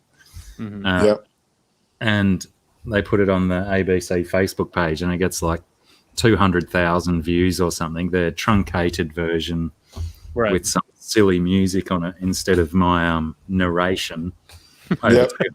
200,000 views or something on the ABC, and they didn't even credit my YouTube channel. Bastards. Oh, you should have sued them. Like the BBC, the ABC is our public broadcaster down here, so I'm only you can still sue them. Suing the government. It's a breach of contract. It's a breach of contract, the dirty bastards. Then at least you would have gotten some. Then you would have gotten some publicity. True. I should have and then you could have plugged your YouTube channel. Well, what I found myself doing was all of the different because the ABC has different Facebook pages each state, and I was going around all of the Facebook pages where the video was showing up and putting in the comments, see the original here, and then putting a link directly to the YouTube video. That sounds like way too much work. Yeah, it didn't really help much either. Well, we only have quick fix. 8 states and territories, so yeah, it's a bit easier than America. But 10 time zones at a particular stage of the year. Yeah. If you still consider Norfolk Island a part of Australia. Is it? I don't know. Yeah, it's an Australian island. It's just 400 or 500 kilometres off the coast of Sydney, a little bit north. There was a jail there back in the 1800s that was quite popular. All right, that sounds familiar. Popular. and famous for the Norfolk Island pine. Mm. And I believe there's a stick insect as well that is native only to that island. Oh. Yeah, we got two of the pines. Now we haven't touched on, or I did have another subject to talk about, but I want to talk about Star Wars. All right, let's do it. I have been, obviously, I've watched all of the Star Wars stuff on Disney more than once, not just once. Right. Because I don't video game anymore, and potentially the last Star Wars video game I played would have been Jedi Knight 2 back in the late 90s. I've gone onto the YouTube and found a few channels that do the games as movies, where they do a whole bunch of gameplay footage and the cutscenes, and they cut them together like a movie. Some of them run pretty long, but oh my God. So far, Battlefront 2, number one. Awesome storyline, great gameplay with dialogue. I think mostly the g'day, welcome back, Mickham. I think most of the gameplay that they include is included because of the valuable dialogue that's included. But that one, I think the Battlefront 2 storyline movie runs almost 3 hours, maybe a little over 3 hours. Mm-hmm. Bloody awesome. Fantastic story. And also Jedi Fallen Order. Absolutely fantastic storyline, and really well put together as well. Try it out. Yeah. All right. I'll look into it. Because I don't have the ability or the physical health to sit down and play video games for hours at a time. Well, that's the problem. Like, I don't see, the weird thing is like I don't have the time to play video games like at all anymore. And I also I've like a very limited amount of time to like watch shows. So like typically what Vicky and I do is like we'll watch a show between like 8 and 9. Like we put Olivia down at 8, and then we'll watch a show between like 8 and 9, and then we go to bed. But we do that like fairly often, so that's why we're able to like keep up on like watching series and stuff like that. And but what I've noticed is like, so at work I always wear headphones and I'll listen to stuff. And I've been listening to a lot of the backstory lore sort of coverage of, whatever weird character, like the deep dives into a specific character. And that's been pretty enjoyable. It seems to be a couple of good YouTube channels that do that, but I can't even think of like the names of what the hell they're called. But see you, Jess. Thanks for hanging out. I've definitely been enjoying that. It's actually nice to be able to listen to like an hour and a half long deep dive into, Yeah, that was my next question was going to be, where are you listening to that stuff? Because that's definitely in my wheelhouse at the moment. You'll have to shoot. Like it's a couple of YouTube channels. I'd have to like kind of look it up. I'll share them with you, and then like just send them as a message later on. Will be cool. But that Battlefront 2 storyline is just spectacular. It's an awesome story, and by God, they do some awesome footage in video games nowadays, isn't it? Makes Frogger seem so antique. Yeah. More money gets poured into them than film and music combined. Yeah, because there's more uptake with the humans, more humans involved in them, as in using the end product. Longer engagements too. Yeah, that too. That's a big point, isn't it? But, people are in a movie for 2 hours, but people generally will play a video game for 20 hours or more. Mm-hmm. If it's good enough, for sure. Yes, I've got the Squadrons game open in another window at the moment. I'm about half an hour from the end of that. Some of the storyline's good, but I think some of the gameplay stuff could be cut out of it because it's quite long. There could be a little bit less of that involved, I think. Mr. Zen, hello. Long time no see, sir. But yeah, I also did Vader Immortal, which was a VR release. Right. Where a couple of a droid and a human, you are the human in the VR experience, and you are taken to Vader's castle, which is one of my favorite sets of the Star Wars universe. And yeah, because it was a VR experience, it was a little bit slow to move. Mm-hmm. But it's Darth Vader, I've got to watch it. And a pretty decent storyline and worth a watch as well. But yeah, that Squadrons run could have been half an hour shorter and I'd be finished it by now. But yeah, there's a heap of them out there.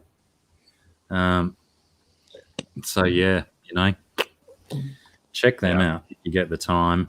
But yeah, obviously, Corvus, if you just listen to stuff like that, you're not going to get the full impact.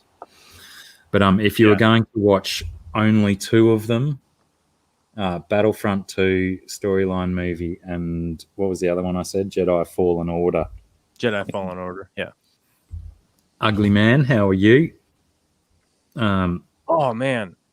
I forgot to tell you. Because you're Blacky, you're Dr. Black, you're Michael.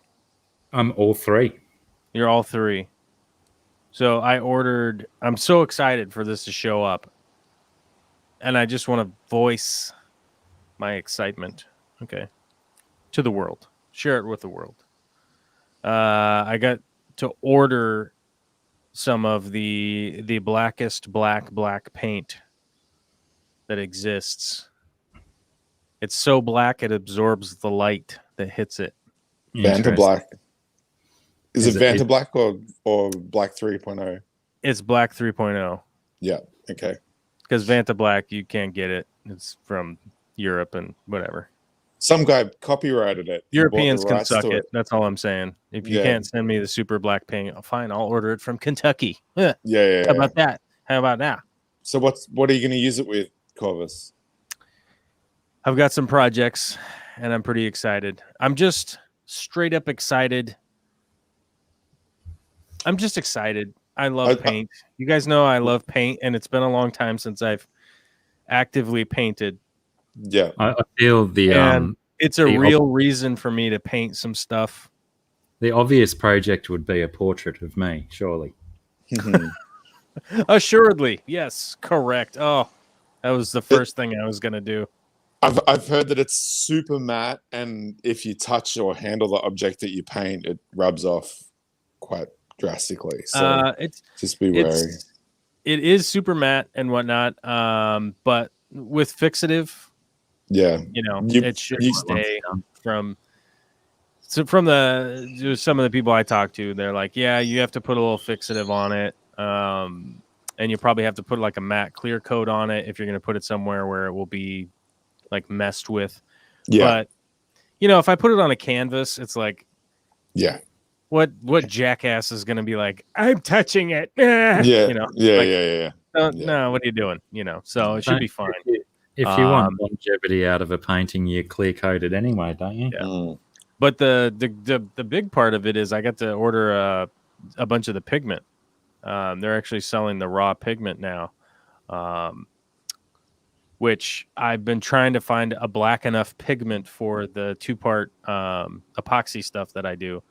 Oh, sweet. None of them have been working very well, and I'm really optimistic that I don't think it can get any blacker than this pigment. So I'm going to try it. We're going to see how it goes, see how well it mixes, and I'm dead keen on this. It could be really cool because I've made like 5 different versions of this like fish tank display rock thing. I've been handcrafting them, and I can't get the epoxy to be black enough on it. It just looks like garbage. So Okay. I've had to throw away a bunch of these iterations, but I'm getting better at making them. So hopefully by the time I get a video out on it, it will actually be legit. Which I will say, I have been in the habit of just throwing away these videos I've been making because I'm just like fielding the amount of questions I have to answer or just read. It becomes a problem. So I've been the last couple months, I'm just been working on my craft while not really releasing a lot of content. So hopefully, I think as the year 2021 goes along, hopefully I'll have some good projects out for people to film the resin, put it up, man, because every mistake that you might encounter prevents another person, if they get to watch it, from making the same mistake and wasting resin and it's materials. True. And I agree with that, but if I don't have the actual follow through methodology, then it's sort of just here's me screwing it up. And and I do save the here's me screwing it up video. Like I still have that in my inventory, and I will add those into a later edited video of like here's me screwing it up a bunch of times, don't do this, don't do that. But I always feel like if I don't have the actual answer of like, well, here's what I did wrong, here's what to do correctly, then it really Can you see the tip on this? It's custom resin. I got a tip made by a guy called Nick's Tips in London. Here so you can show us bigger. Oh yeah, sure. So it's got cool silver leaf in transparent smoke resin with black and metallic red all blended together. So I was trying to match the color of the body as best as possible of the mod. Yeah, and cost me 37 Australian. But yeah, getting the progress pics like of the block of resin, and then when he turned it into a barrel and how he laid it, and just day by day updates. It was just fucking awesome process to be involved with. Yeah, so I'm all into commissioning resin art. I'm going to work with a local artist and visit her on Thursday. I got plate molds and a bunch of mix-ins to make some black bottom, clear topped plates. You're going to get her to make resin transformers, aren't you? No transformers. I've got enough of those now. They've gone stupid. But yeah, the resin plates I'm really excited about to do some collaborations and see where I can push the art using modern materials that not many people know exist. I'll give you. Yeah, I've got one unique thing that no one's used is a synthetic opal from Japan from the Kyocera model. And this opal looks fucking beautiful, but it's synthetic chips. Like it's not that valuable, but what it looks like fucking stunning $1,000 a carat opal. Huh. Nice. And yeah, so I can just get bagfuls of that, and I want to mix it in, put it on top of the black with the clear on top. Should look awesome. Yeah. Ugly Man raising the issue of the watch as well. Ugly Man, I was talking about the watch a little bit earlier. I believe it's only just come out in the US, and Joel was saying it's not so easy to access. Yeah, I think it just came out on the 6th of January, I think was the date. The 6th or the 9th, I think. But yeah, one of those three numbers, They smashed out like the first 3 episodes came out. Like one episode, then 3 days later the next episode, then 3 days later the next episode. But now they're coming out weekly here. Oh, okay. Yeah, I feel like it's one of those series that because it's weird for me to put it on the big TV. It's probably one that I'll I'll legally download it, from the BBC America page, which I probably have to pay like $3 or something like that for the digital copy, and then be able to just watch the whole series, But yeah, if you're for all the folks out there, if you've even heard the words Terry Pratchett in a sentence, it's a great show. It's a really good version of the books too. I do have the one book that is the 3 original The Watch Terry Pratchett stories that the TV show is based on. And yeah, it's really good seeing another, because there was one 2-part miniseries already made of one of those Watch. I think it was The Color of Magic, which is also the basic storyline that we're dancing around at the moment. I think involves The Color of Magic. Mm-hmm. I could be wrong. But anyway, there's certainly a lot of The Watch potential to come into. The Watch is not Eric Bana, GRB. It's a Terry Pratchett book series. Eric Bana's an actor, so you know. Yeah. He's an Australian actor. You have to say Australian in front of things when they're Australian. I'll intentionally say it wrong. A surprise popped up on Amazon this week. We got new American Gods. Oh yeah, I saw that pop up and didn't click on it. Is it a whole new series? Season 3. Well, 2 episodes. Or is it episode a week? So, I don't know. I haven't checked it again. I didn't check it again last night. Emma's hoping. My wife said maybe they'll put one up every day. We don't know. So I'll check it again tonight and see what we're up to. Hopefully we've got 2 more to watch. But so good. So fucking good. Yeah, I saw that pop up when I was watching Farscape. Yep. And would you believe I actually still clicked on Farscape and didn't watch American Gods at the time? Because as most people here know, when the first 2 seasons of American Gods were done, I was certainly a big champion for the cause. I loved the first 2 seasons, so can't wait to dive into the 3rd. Yeah, you want to binge it. It's too gripping. It's not fair watching one episode and going, oh, I want the next bit. And I kind of just want to see every single thing that Ian McShane's involved in. He's so good in everything. Oh, it's just a shining force in the last 2 episodes, man. It's so good. Without spoilers, he turns up at a party and he's dancing and punching it. They're having like a fight dance. It's so weird, but maybe some people do that in Eastern Europe. I don't know. Get really hammered and punch each other in the face and dance. Well, you never know.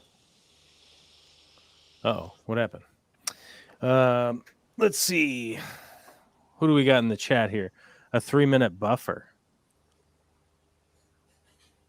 Oh, BJ Palmer's got a 3-minute buffer. I don't know.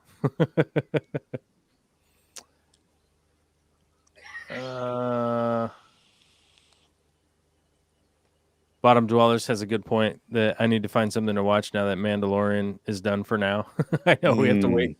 I know we have to wait until like December until Boba Fett comes out. But I think there's some other well, because there's like WandaVision, which I haven't watched yet. I haven't watched the episodes yet.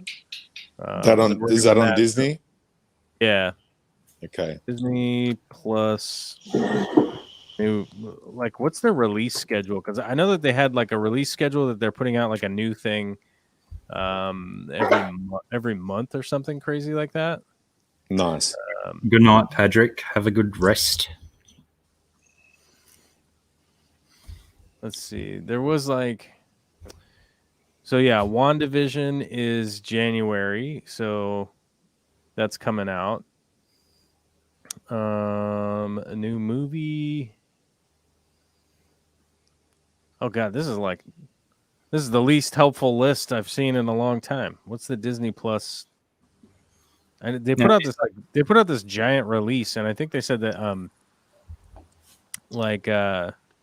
Boba Fett comes out in December, and I think it's actually going to offset the next season of Mandalorian, which they pushed the season 3 of Mandalorian back to 22. Sorry. Yeah. So, but yeah, it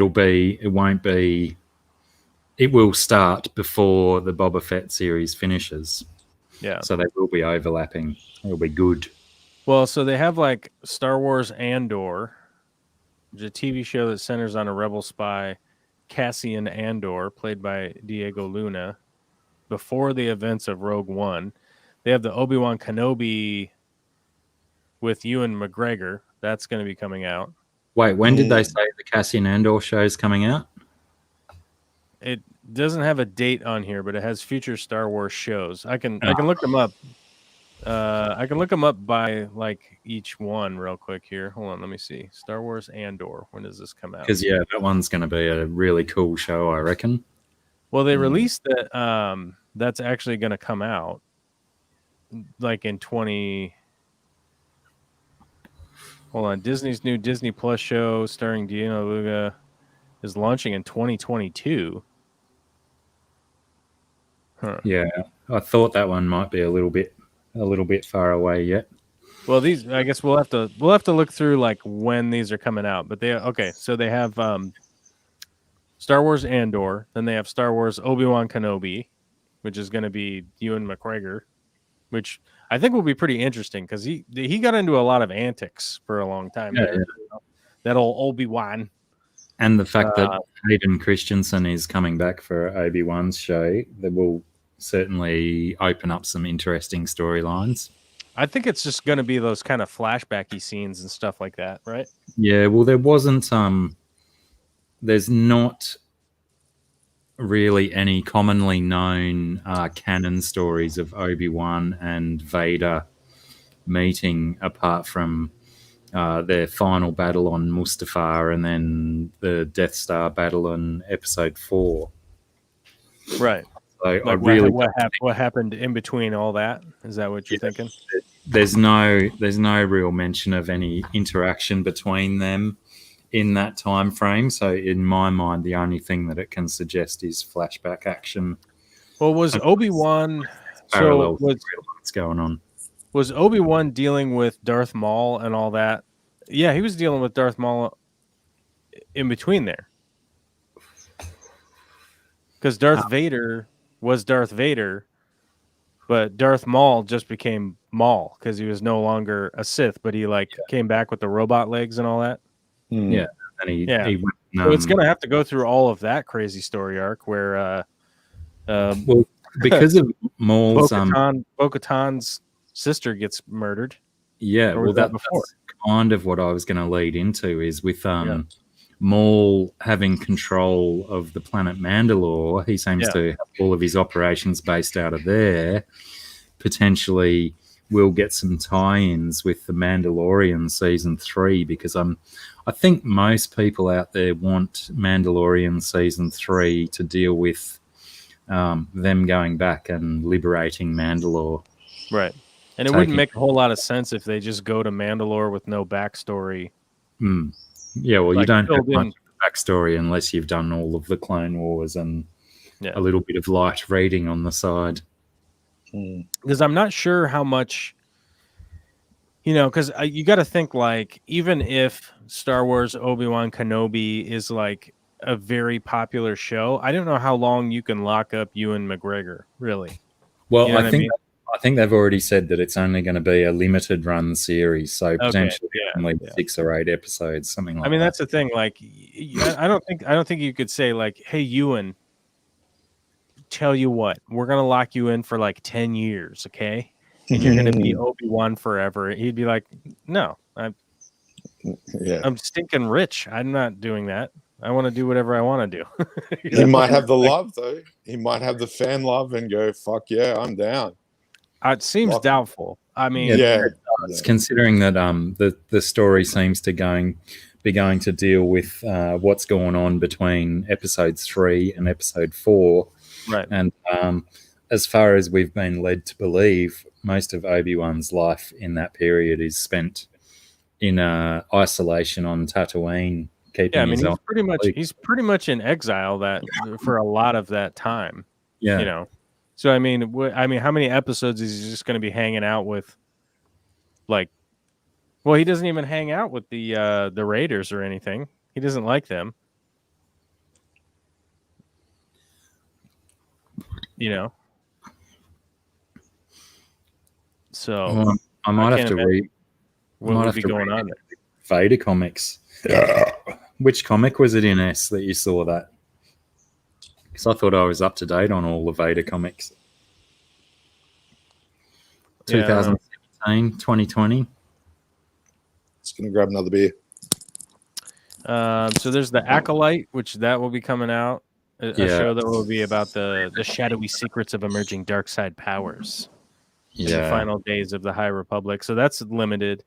There's Star Wars The Bad Batch, which is the animated spinoff of the Clone Wars, which will probably be pretty good, I would expect. Well, it'll also be the first of the new Star Wars TV that we'll see. I think Bad Batch is scheduled to be the next release. Is that the next one?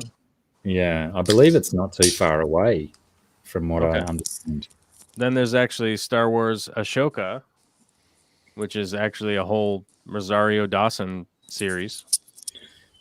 Yeah, that one too, I think has the potential to be a massive show, multiple seasons, but I think they might limit that to a limited run as well, just because of the time frame involved is pretty massive, but we don't necessarily know that she got up to too much, except for helping out the rebels and a bit of other fiddly stuff. Yeah, it doesn't say when that one's coming out, which obviously, like, there's a whole lot of backstory and a whole bunch of stuff that they could do. But I don't know how well.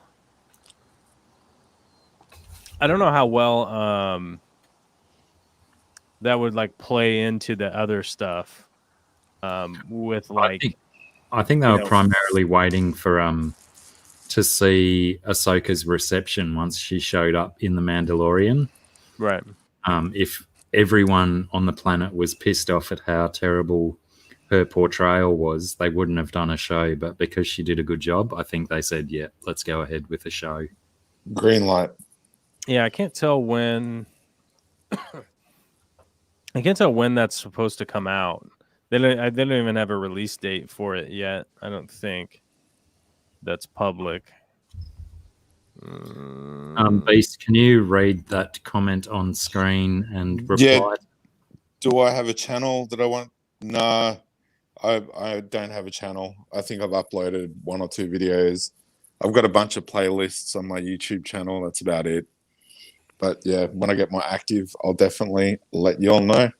Okay, so they're saying that like the Ahsoka series will probably come out following the Obi-Wan Kenobi show or the Mandalorian season 3, because I think Ahsoka is going to deal a lot with Thrawn and whatnot, like, because that's what they already put in there as the arc of, like, that's kind of what it's going to be all about. So I would guess that they do a season of like who she is really, then leading towards probably like dealing with a bunch of Thrawn stuff, and then there'll be like bit appearances by like the Mandalorian and whatnot, and we'll probably tie into that.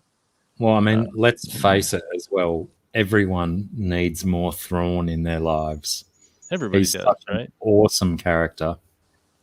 So then, of course, there's Boba Fett, and then Star Wars Rangers of the New Republic, which that one has a vibe to me like could just be just a monumental waste of time.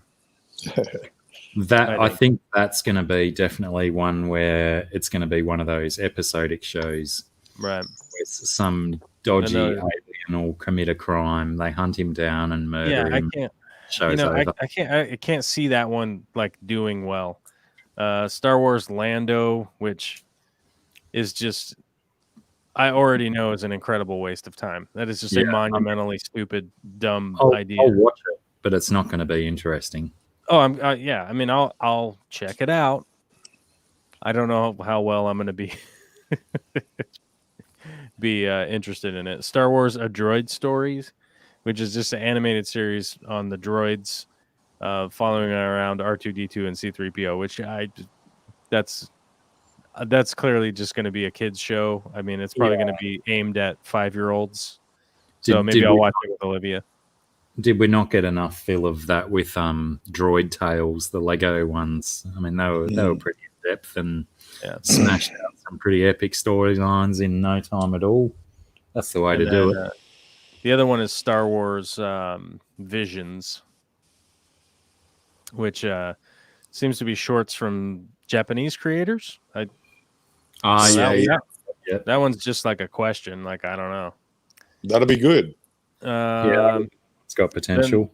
They're also doing a bunch of Marvel shows, which these are just I don't even know how to get. God, please no.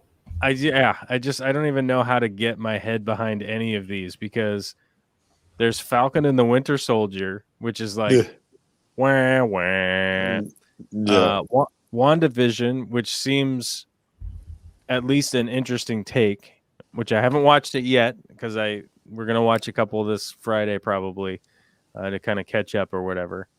Loki, which is actually only 6 episodes, which okay, I guess it sounds like it's just gonna be slapsticky, but like what character do you need to know about Loki? Like, you already have like 4 movies with him as the other, it's Thor's brother, being a cunt.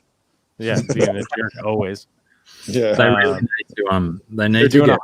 They're doing a Hawkeye TV show. Like, what? He was bad enough in the 80s, wasn't he? Yeah. He like the shittest of the Marvel heroes. Oh no! Oh, hang on, Dazzler. He's not the one with the bow and arrow, is he? Hawkeye, yeah. Hawkeye, yeah, he is. He's the guy with the bow and arrow. Yeah. There's some shitter characters. There's this teenage girl called Dazzler, and then they repackaged her as Jubilee for X-Men, and just shoots fireworks out of her hands. It's just like fucking useless. And they have Miss Marvel, right? Which, okay, then they have Moon Knight. Sometimes I feel it's in their best interest to actually try and concoct some reasonable storylines instead of just going for a money grab. Well, there's so much back material to use from the comic writers to rehash. So we're going to see a lot of these things that were done in comics back in the day, in the 90s or whatever, turned into TV shows for people who didn't read comics. So like Miss Marvel, like, we've got to see Disney get X-Men back, and we've got to see Miss Marvel get attacked by Rogue, and Rogue absorbs all her powers, and then Rogue has all Miss Marvel's powers, but she can fly around and stuff and have super strength. So that's got to happen. It's just that will set up the X-Men, and then next minute we'll have what's his name, Patterson, Robert Patterson, as Wolverine. Well, as far as I'm concerned, as far as I'm concerned, like, they're pretty much done with X-Men. Like, you just, at this point, you have got to, I mean, they're literally trying to figure out how to reboot X-Men, right? But, in my opinion, Marvel botched the X-Men so hard by making every movie Wolverine. Yeah. Every single, if you go back and watch all those X-Men movies, it's X-Men Wolverine, X-Men Wolverine 2, X-Men Wolverine 3, X-Men Wolverine 4. Logan, and it's like every single movie is about Wolverine. And by the way, I love Wolverine. I love the comic character of Wolverine. I have one of the few comic books I still have is a #1 and #2 pressing of original Wolverine. Okay. I love Wolverine. They screwed up that whole movie series, the MCU, whatever you want to call it. It wasn't a part of it. It was always Sony. So Marvel, right? You get what I'm saying. Though. The X-Men movie cinematic universe. They ruined it by every single movie being focused around Wolverine. But then the over and ones over and over again. like have you seen Legion, the series? I feel like I have. That's like Professor X's son, and he's got Oh, multiple right. personalities, and it's Yeah. actually quite a mind-bending fucking tale, quite psychological. But that wasn't about Wolverine, and it was pretty fucking good. But this last movie they released, The New Mutants, I think that's the last, dregs that they could milk out of the cow, and I've just heard nothing but bad stuff about it. Right. Isn't the next Marvel movie due to be released another Wolverine movie? Robert Pattinson, probably. the sparkly vampire from Twilight, is going to be Wolverine. No, he's playing Batman. You fucking got it. Sorry. Yeah, he's playing Batman. I saw a mock up. But someone did the mock up of him. Yeah, it was fake. Yeah. But he's doing Batman, which, Batman has a long history at this point of never actually being any one actor. I thought you were going to say a long history of shit actors trying to be. Well, that's true. Yeah, from the beginning, right at the jump. Starting with Adam West, but I love Adam West, but he's not a great actor. Come on, I love that guy. Ben Affleck, the guy can barely dance, let alone choreograph a fight. He's got a wacky tattoo, though. I'll tell you that much. But the X-Men, in my opinion, you just gotta let it. You gotta let it be. And with the Marvel movies, they did the same thing because it was revolved around Iron Man, right? So every single movie was Iron Man 1, Iron Man 2, Iron Man 3, and then no matter what they tried, whichever they tried to go, it was like, oh, here's the Thor movie, guys. But then it's like, okay, where's Iron Man?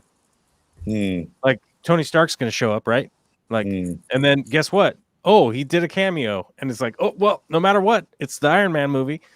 So as people were interjecting, yes, I understand it's different.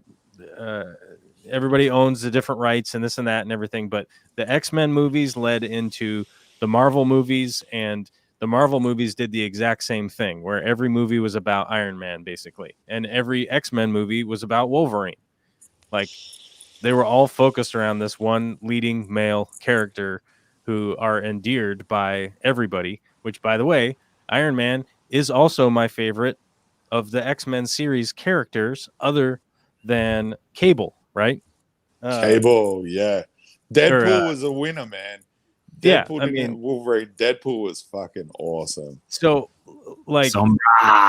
Toddy's in the house. The thing is that, but they did the same thing where they every movie had Iron Man in it, and in this really focal.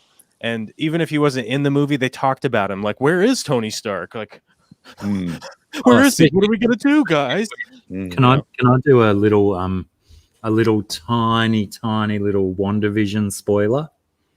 That's fine. Yeah. In the first episode, there's a advertisement on the television because the show breaks away for ads because it's parodying TV and stuff. Right. And I believe that the first ad that they cut to in the first episode of WandaVision was an ad for a toaster produced by none other than Stark Industries. Stark Industries. That's and great. It was the most ridiculously massive looking toaster with, fully automated to evenly brown your toast or something. Yeah. So S says Hugh Jackman slander is not tolerated, Joel. I'm sorry, it's an Aussie stream. Now, look, I love Hugh Jackman. Okay. But you have to realize that Hugh Jackman is a singing, dancing, stage performing. He's a song and dance man. He's a song and dance man. That's who he is. And they cast him as Wolverine, and they forced him to take all of the steroids on the planet and inject his body with all sorts of crazy stuff so that he could get wildly jacked and do this role, right? Jackman. He is the Jackman, that's right. They gave him all of the steroids. They gave him the human steroids. They gave him the horse steroids. They gave him the gorilla steroids. Let's be fair though. On that budget, they can afford the good stuff. Well, I mean, yeah, it's all good, but Hugh Jackman is a singing, dancing man. Okay. Yeah. Can he play Wolverine? Yes. Can he get extraordinarily ripped to do Wolverine? Yes, we know he can. Could he sustain that for a long period of time? No, he won't even do it anymore at all. And that's why I'm saying they completely shot themselves in the foot. And then Marvel did the exact same thing because every movie had Iron Man in it. And Robert Downey Jr., could he do Iron Man? Yes. Will he do Iron Man again? Probably never again. You know, and it's like, how do you carry on? Because you never developed any of the other characters because every movie revolved around this one person. And it really hamstrung the thing where it's like, okay, so you're going to do Falcon and the Winter Soldier. It's like, no one cares. B-listers, yeah. Like, yes, Captain America was a developed character, right? Thor is a developed character, but it's like, you do the Winter Soldier and Falcon, it's like, okay, those are all completely B characters that nobody cares about. Like, the only movies that they existed in, you cared about the lead. You didn't care about this secondary character. And it's like, anytime they show up and stuff, it's kind of like, oh yeah, there's that guy who gets shot. All right, whatever, you know. That's why they're on TV rather than movies. So, Sorry, I mean, I obviously, like, whatever my criticisms are doesn't really matter, but that's why they're on TV. That's why they're not, there's no movie for Winter Soldier and Falcon. It's going to be a TV show, It's going to be awful. It's going to be so terrible. People are not going to watch it. I mean, I don't know. People are going to watch it, but people are going to be like, yeah, all right. Like, we'll see how good the writing is, because even the most B-list of characters with some really good story arcs and good writing, we don't know who the villains are in these programs. Well, it's like, and that's the other side of the Marvel universe. Well, yeah, but it's like how cool are the villains if they're not necessarily really overpowered, but they've got good scripts and good storylines about them. Yeah, these movies, those could be good. They could be good, and I'm not arguing that they could be good. Yeah, but it's like the Han Solo movie, though. Okay. Yeah. It doesn't. Like, how stressed out can you be when you know Han Solo survives and has babies with Princess Leia 20 years in the future? Like, who cares? Oh, these guys are like doing hijinks. Like, oh my God, I'm so stressed out. People are shooting at them, but I know that they don't get shot because. Yeah, but you don't know how people survived. Goodness me. It was a good movie. It's not terrible. It's terrible. It's terrible. And by the way, the box office reflects how terrible it was. I mean, well, that's just relying on humans. You can't rely on humans for evidence. And majority rule. Who gives a shit about majority rule? Some of the best books in the world hardly get read because they're hard reading. They're not massively popular, but they're fucking excellent. Right. Yeah. So it's same goes with music and movies too, I guess, and not so much because some movies that are hard to gel with are just shit. Like, I'll admit that. They are just shit. Like, Bottom Dweller says that Spider-Man is just a half-ass superhero. And like, well, the problem is that they're always trying to reboot Spider-Man. Like, they already did a character arc with the first 3 movies, and then they have a different Spider-Man, and now they have another Spider-Man. Yeah. And every time he shows up, they remake him into a completely different Spider-Man. He has a totally different relationship, and now his relationship is with Iron Man. But now Iron Man's not in the movies anymore because Iron Man's dead. So you're like, what the hell's going on here? So now all of the Spider-Man movies are going to be about the fact that Iron Man is dead. So Spider-Man it's not going to have anything to do with the fact that his uncle was murdered now. Now it's that his uncle who was boning his mom or whatever weird hot aunt situation, and now he's dead, right? Yeah. So what? You know, He got like, the glasses though. He got the AI induced sunglasses at the end of the last movie, and Yeah, so Spidey was always Iron my Man was as a kid. Iron Man was one thing, but Iron Man teamed up with his Jarvis, who became Vision, the AI, yeah, and then the new AI. I can't remember its name, but so Spider-Man, with his limited scientific ability, combined with this AI pair of glasses, he can cook up some pretty cool stuff. But going with Iron Man, how good was Venom? A movie about an old villain turned into a full movie. That was fucking awesome. It was, and I mean, it was. I go along with Sombra saying that keenly waiting for Venom 2, and potentially that was one of the biggest victims of the COVID, because I'm sure it was due to come out like April or May last year, and now here we are still waiting for Venom 2 to come out because they want. I wonder if that's going to come out, because that's the one with Carnage, right? Yeah. Oh yeah, it's coming out June 25th. Fuck yeah. Did they have, if you've got it on screen, did they have an original release date for that? Was it midway through last year or something? It says it was delayed. Whoa, this is a video. Don't stop. I think it was delayed Due to the Rona. I think it was delayed because of the Rona, but I don't know if they held it back. As we mentioned above, They're putting some polish on it. Hold They're getting all the graphics sorted out, because Carnage that's the is thing, like dripping symbiote. He looks amazing. Well, Just that's the on thing is flat pages. that like Top Gun 2 was supposed to come out, but they ended up like delaying that till this year. So I can handle a delay on Top Gun 2, thanks. I'll wait for that. You can't. The new one has oh crap, what's his name? Hold on. Gun 2. It has the guy from, hold on. Can't remember his name right now. With Miles Teller, that actor. So glad you brought his name up, because I don't know who that is. Yeah, no idea. You know, you would know who Miles Teller is. He was in that drumming movie. What the Whiplash? Did you guys see Whiplash? Was he the drummer? Yeah. Yeah, I don't know. You definitely watch Whiplash like tonight.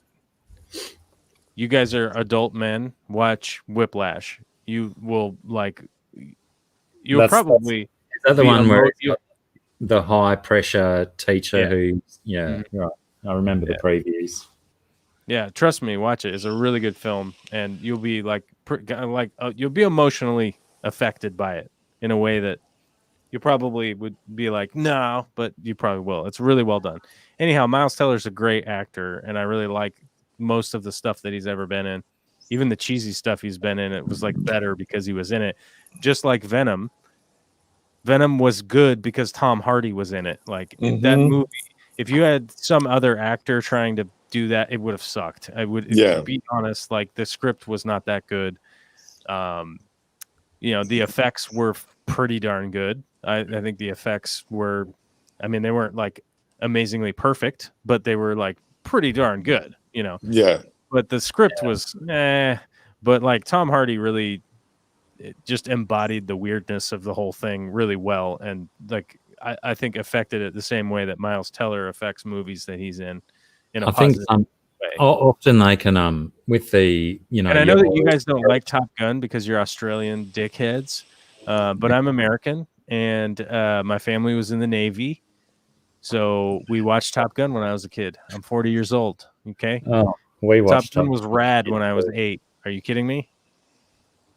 I think what I was going to say about Venom was you want to be playing some beach volleyball, okay? Jeans, spike it. Jeans. We're gonna spike it, bro. A lot of origin stories do struggle with decent script and plot and stuff, because they just want to get that new person into the storyline. So I think Venom suffered a little bit for that, but being that I was such a massive Venom fan from the first time I saw his inception in the comics.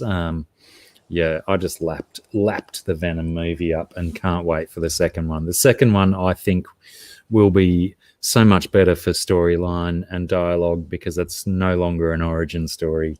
Yeah, and most origin stories. The comics were great. Hey man, like you can go on my YouTube channel and you can find like the first of the year 2020. I made a video just talking about the fact that Top Gun was going to come out. 2020 was going to be pretty dope. I made a video on the January 1st-ish of 2020 that I was excited that the year 2020 was going to bring Top Gun 2. It was going to be a good year. Turns out there was a pandemic and a bunch of BS. So, and that excitement's still keeping you alive to this day. It's because Top Gun 2 didn't come out. This last year was a disaster. So Top Gun 2 better come out, or 2021 is just going to be dog shit. And fix the planet, Top Gun. Fix the Earth, Top Gun. We have a need for speed. You know what I'm saying? Yeah. Indeed. I appreciate your need for speed. I have a wonder if they're going to do a homage to the beach volleyball with some other sport. Oh, they better. Yeah, some I think it would be good. Perhaps. I was hoping that they would be playing like shirtless handball or something goofy. What about like a weird sport?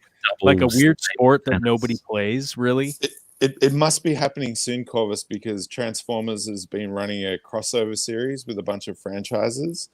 They did Ecto 1, so you've got the car from Ghostbusters that turned into a robot. They've released Flux or something, and he's the car from Back to the Future. And Maverick is due to be released in the next month or so, which is the Top Gun Transformer. But they're also doing a fucking ugly Blackbird Transformer from X-Men. And the robot has Cyclops' visor. It has plasma Wolverine claws, and it's got Psylocke's blade on the other hand. Oh my God. It's hot garbage. It's like, I love X-Men, I love Transformers, but when I saw that thing, I was like, nah, don't cross the streams, guys. This is fucking stupid. Well, the thing was, like, I love Transformers. I love X-Men. I love that stuff. I love comic books. I love graphic novels. I love that stuff. Like when I was a young guy, I thought I would be some kind of illustrator or a writer or something like that. Understandably, it's just such an isolating profession or whatnot. Like the guy who's my air quote brother, that's what he does. And it's just so isolating that I don't know if that's probably why I sort of like took a step back from that. But you think about it, where like the Transformers started out so strong. Like the first one that came out, it was like, you had to question whether Michael Bay was the right situation, and you're kind of like, oh my God, this is gonna be right. And you have to admit that the very first of the Transformers really showed a lot of promise, right? And unfortunately, they booked the wrong people to play the characters, right? Yeah. Like Megan Fox was completely unstable human that could not continue. Shia LaBeouf was great in the first one, but then he got a paycheck and lost his mind and was completely unstable. And they're both still working and everything. And I think cocaine's a hell of a drug. Well, exactly. Yeah. Cocaine is a hell of a drug. Yes, that's right. He went Roxo. He went full Roxo. Dr. Roxo. Yeah. So, it's like a solid reference, sir. A very solid reference. Yeah. I love Jeff Block. Are you kidding me? Anyhow, so like the you know, like that the first Transformers came out and they just unfortunately picked the wrong actors that couldn't maintain moving forward and just continually had to try and like get creative with whatever was going on. And unfortunately, had they just been able to stick with like we're going to keep going the direction from the first movie, I think it would have been a lot better. But they just unfortunately picked the wrong actors that just could not continue to maintain enough sanity to keep I think there was going. one or two valid reasons why they went for Megan Fox at least, and that was to get teenage boys' bums on seats. Yeah.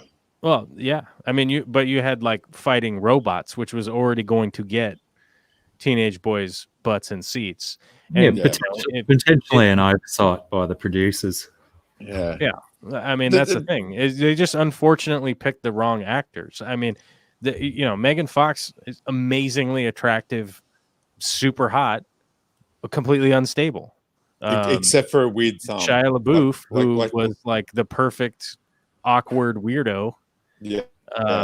And they both did a great job in the first movie, but they were just completely unstable to do the second one. And it's like, oh, well, we got to figure out what we're going to do now, you know? Yeah. And that sucks. So what was really sad is that in the original animation and in the comics, it wasn't Spike Wiki that was the main human contact. It was his dad.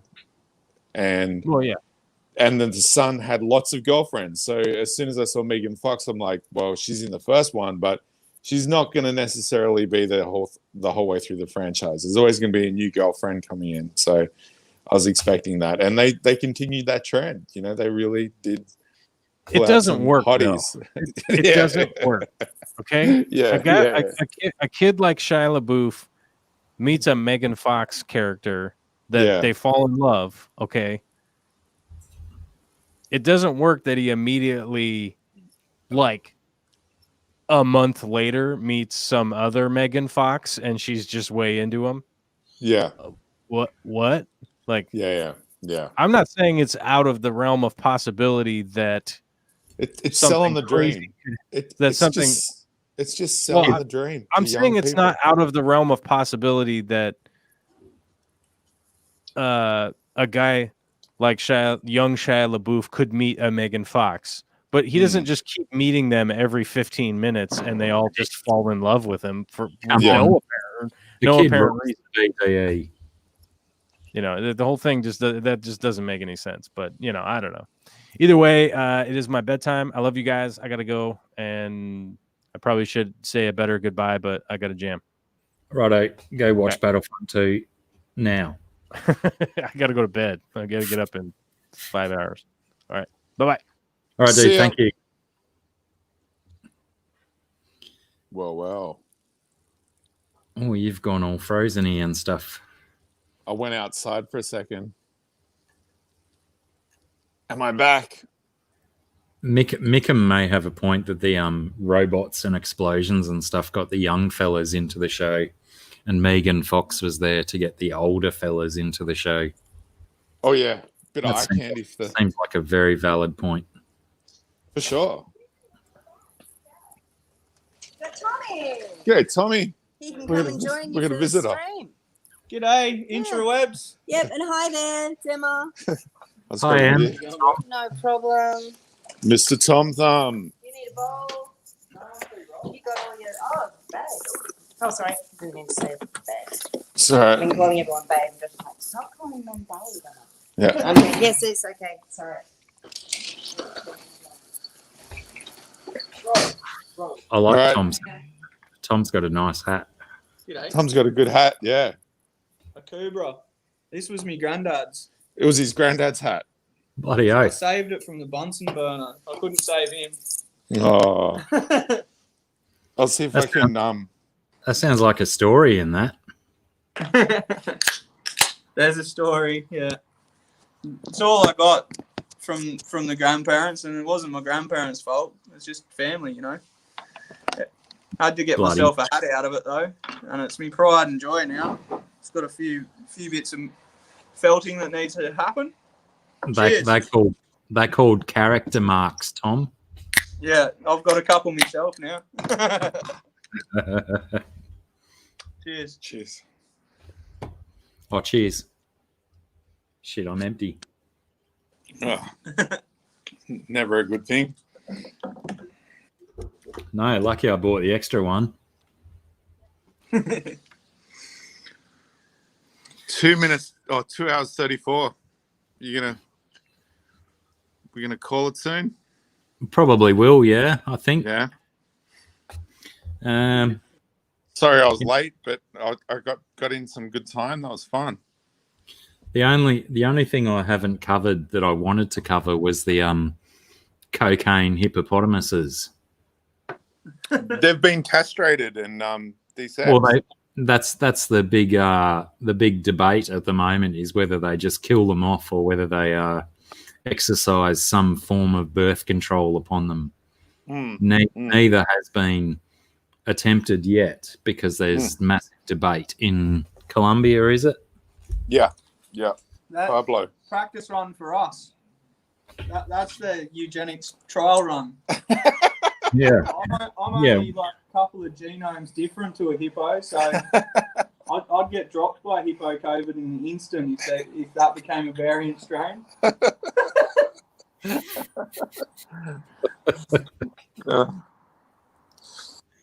But yeah, it'd be interesting to see where that goes because apparently they've become quite endeared to the locals. Oh man, they're dangerous fuckers. Don't mess with the hippo. Don't mess with the fucking hippo. Oh.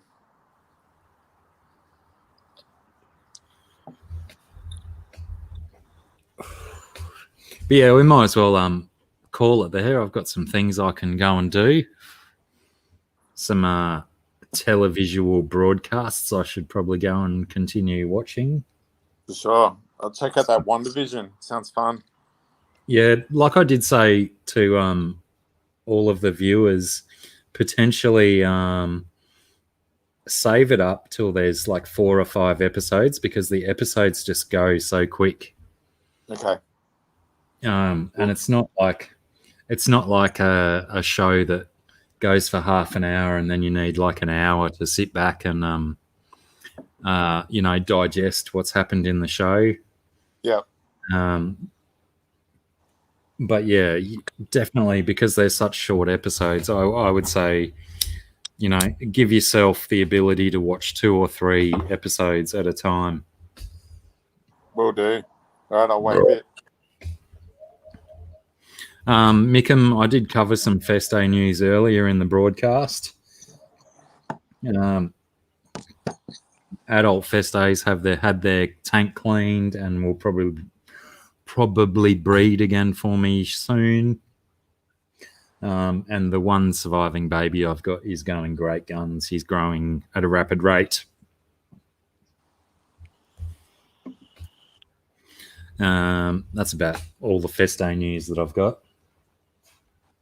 I've got some Rivulatus babies that are growing quite rapidly as well. So potentially Feste baby and 3 Rivulatus babies will go into one tank together to see who survives. 4 fish enter. Probably 1 fish leaves. Probably Feste.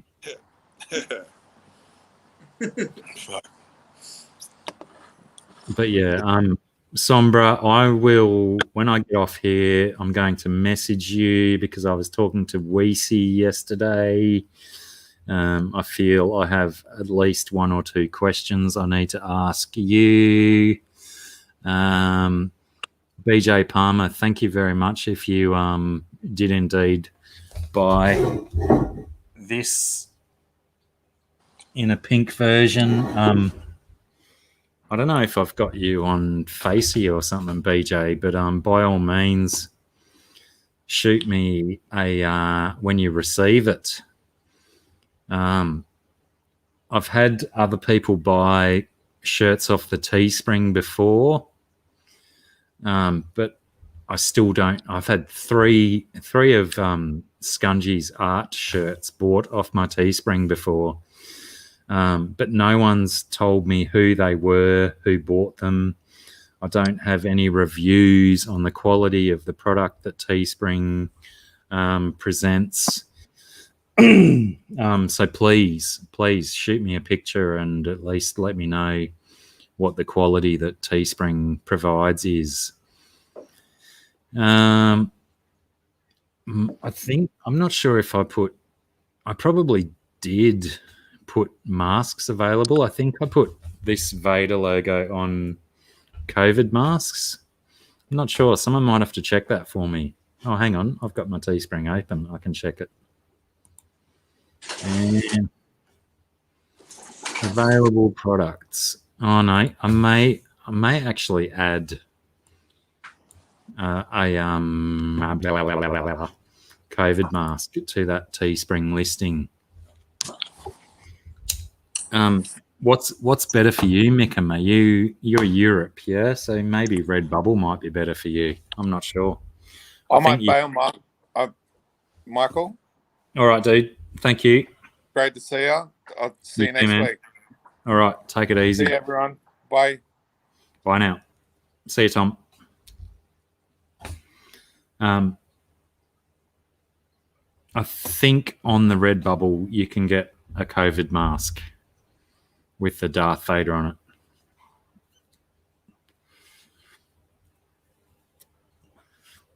So, Mickham, that might be advisable to you, is to jump on the Redbubble, get yourself a Vader mask, and, you know, while you're there, get a shirt as well.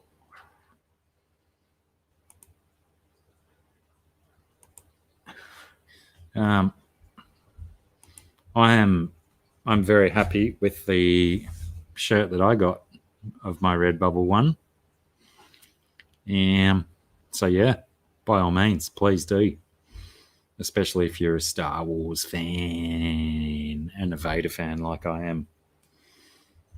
I'm still trying to amass a TIE Fighter collection. I might actually do a get Scungy to do a TIE Fighter design as well.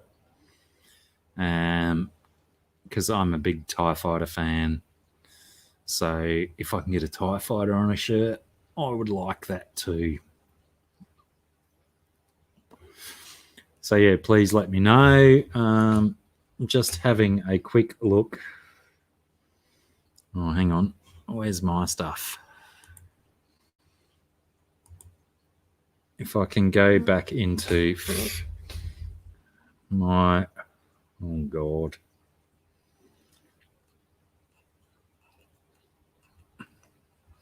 Bloody hell. Where's my Vader list? Well, apparently, even though I've bought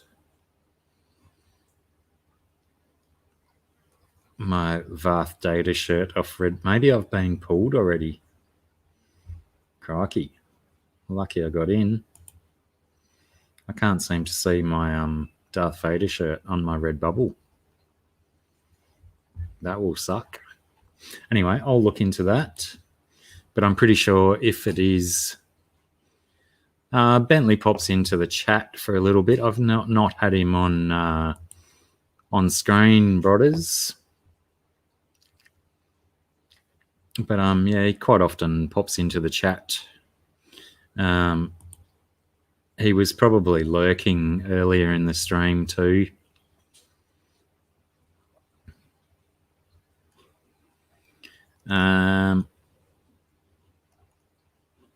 You'll check out make sure you have a look at, I think Sarah's got her own Redbubble as well, Mickham, with some of her designs on it, as well as the designs of hers that I've got on mine. So, you know, by all means, jump onto all of them. Crikey, Xanadu. What have you got yourself into? Work.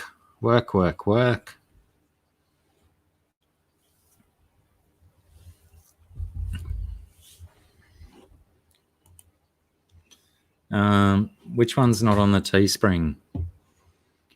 Who was saying that? Where did I just see that? Bottom Dwellers Aquatics. On the Teespring, I'll post the link again. Fingers crossed. That's where the t-shirt is, but I've only on Teespring. I've only got that listed on men's and women's t-shirts. If there's a separate product that you'd like to try that on, by all means, let me know somehow. Either email me, drblack66@gmail.com, or hit me up on the Facebook.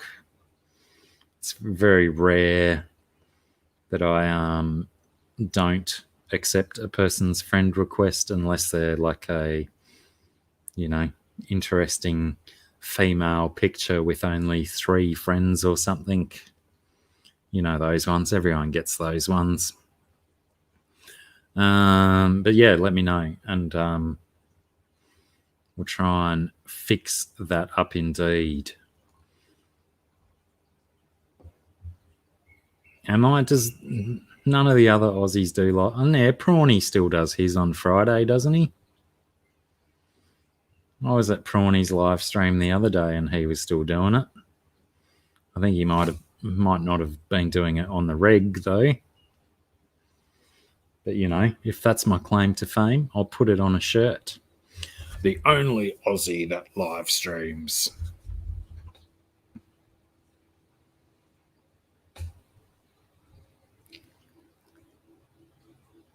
Oh, hang on. I'm losing my train of thought now. What's that, BJ? What's on? Says it's on until January 27th or 29th. What's on?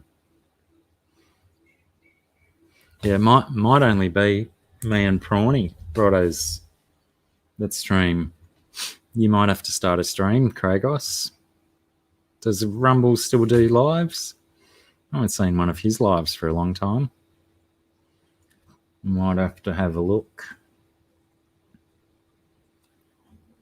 But yeah, I've noticed that Aquamate doesn't do his anymore. Doesn't do his Aquamate and Friends. Occasionally does the Aquamate experience when he's got a guest. I don't think. I mean, Blake was doing 2 a week, but I think now that he's back at work, I don't think Blake has the time to do live streaming.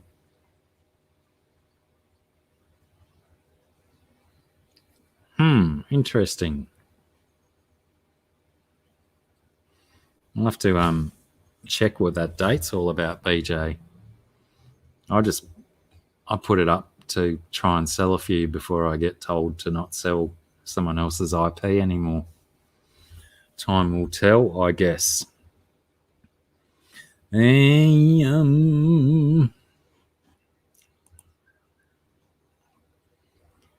yeah, it is. I'm certainly intrigued as to why all of a sudden it's not on my Redbubble, but it still is on my Teespring. So yeah, if there's anyone out there that wants any different products available on the Teespring, please let me know. Like I said, drblack66@gmail.com, and I can update what's available on Teespring. And I'll definitely look into. I'm a bit confused about the Redbubble. Maybe they ordered my 2 just in time and got pinged. Fingers crossed you got yours just in time too, BJ. There may only be 3 of those shirts on the entire planet. So exclusive. Maybe I should just pull them for that fact. There will only be 3. 2 black ones and a pink one.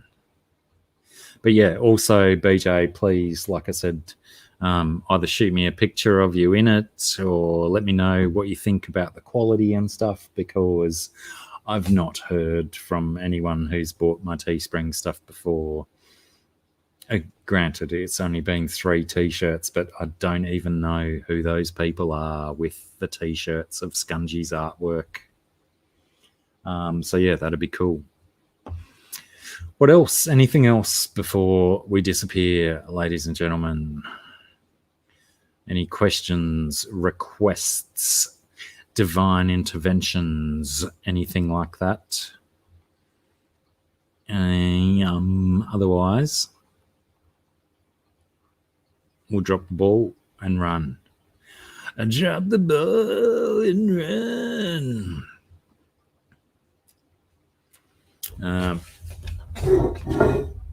Come on, Star Wars fans.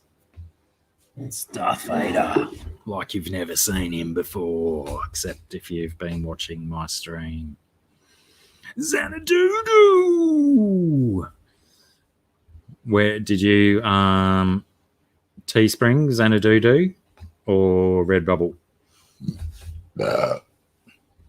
I'm not 100% sure where are you US Xanadu? If so, I'm assuming Teespring. But yeah, if nice, sweet. Likewise to you, Xanadu, shoot us a pic, or at least a review. I want to know if the quality's worth whatever they charge you over there for a Teespring T-shirt. And again, to anyone else, if there's other products that you want any of the artwork that I've got listed on a different item or something, please let me know, because it's, it's very, very little fiddling around to add different items to the availables. And thank you, Xanadu. I hope you enjoy it, and please let me know.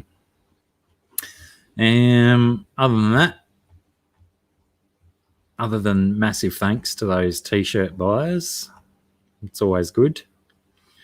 I just don't want to be the only person on the planet wearing this picture on a T-shirt. I feel that multiple people can benefit from such a quality version of Darth Vader.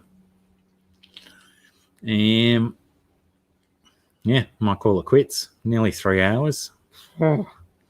It's funny how these streams, I had them down to like 90 minutes max, and then the last few have gone 4, 3, nearly 3 hours.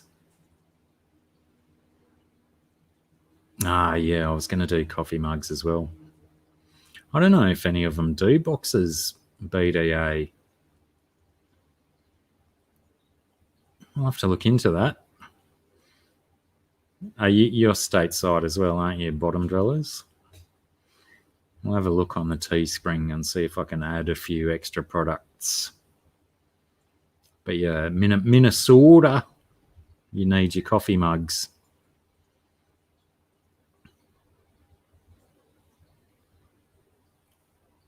A Tano car tag by your Darth Vader shirt. I'm going to go out on a limb, BJ, and say I have got no idea what you're talking about.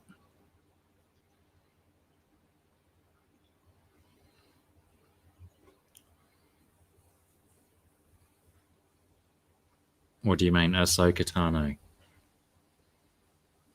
Oh, that's right. You said something about that for your car last week, I think. Ahsoka Tano, something or others. Anyway, keep us posted. You've got my email address, drblack66@gmail.com. Quite happy to receive emails and suggestions and requests and stuff. So yeah, keep them coming. But yeah, I'm terrible at goodbyes, aren't I? Thanks everyone for hanging out for so long. Those that have been here from blot to dot. Yeah, I want to see a picture of that as well, BJ Palmer. The car tag, even if it's separate. to a shirt. But together, sure, bonus. It'd probably be a good thing actually with their excruciatingly immense battle that they had in Rebels. Rebels? Yeah, it was Rebels, where Ahsoka and Vader met for the first time. All right, everyone. Got your BT right. It's your number plate. That's what tags are, isn't it? Bloody cross-planet definitions and names for things. All right, everyone, take it easy. Thanks, Zen Ginger and GRB, for your moderating skills and your links and your presence in general. Super appreciate it. Thanks to Xanadudu and BJ Palmer for, keeping the rent paid by buying shirts. Thanks everyone for just chatting and getting involved. It's why we do this stuff. We're not here to try and show off and be knowledgeable and tell everyone what we know. We're just trying to be here having a decent conversation with a bunch of like-minded humans, even though it seems a lot of the like-minded humans disappeared as soon as we started talking Star Wars and went over to Fuggin' Fisher's birthday stream. I think that's what he called it. And by all means, head on over to Kev's birthday stream. Tell him I sent you. Tell him I might be along shortly. But, some people can't tolerate the Star Wars. Thanks, gang. Thanks, Mickham. Love you too. Wouldn't be my stream without a Mickham here. Take it easy, everyone. Have a good rest of week and weekend and all that. Oh, my God, what did I just do? Take care of yourselves. Look after yourselves and those that are dear to you. I didn't even notice, Zen Ginger. Didn't even notice. That's how quality your skills are. Righto, take care, everyone. Love you long time. And I'll see yous when I'm looking at yous.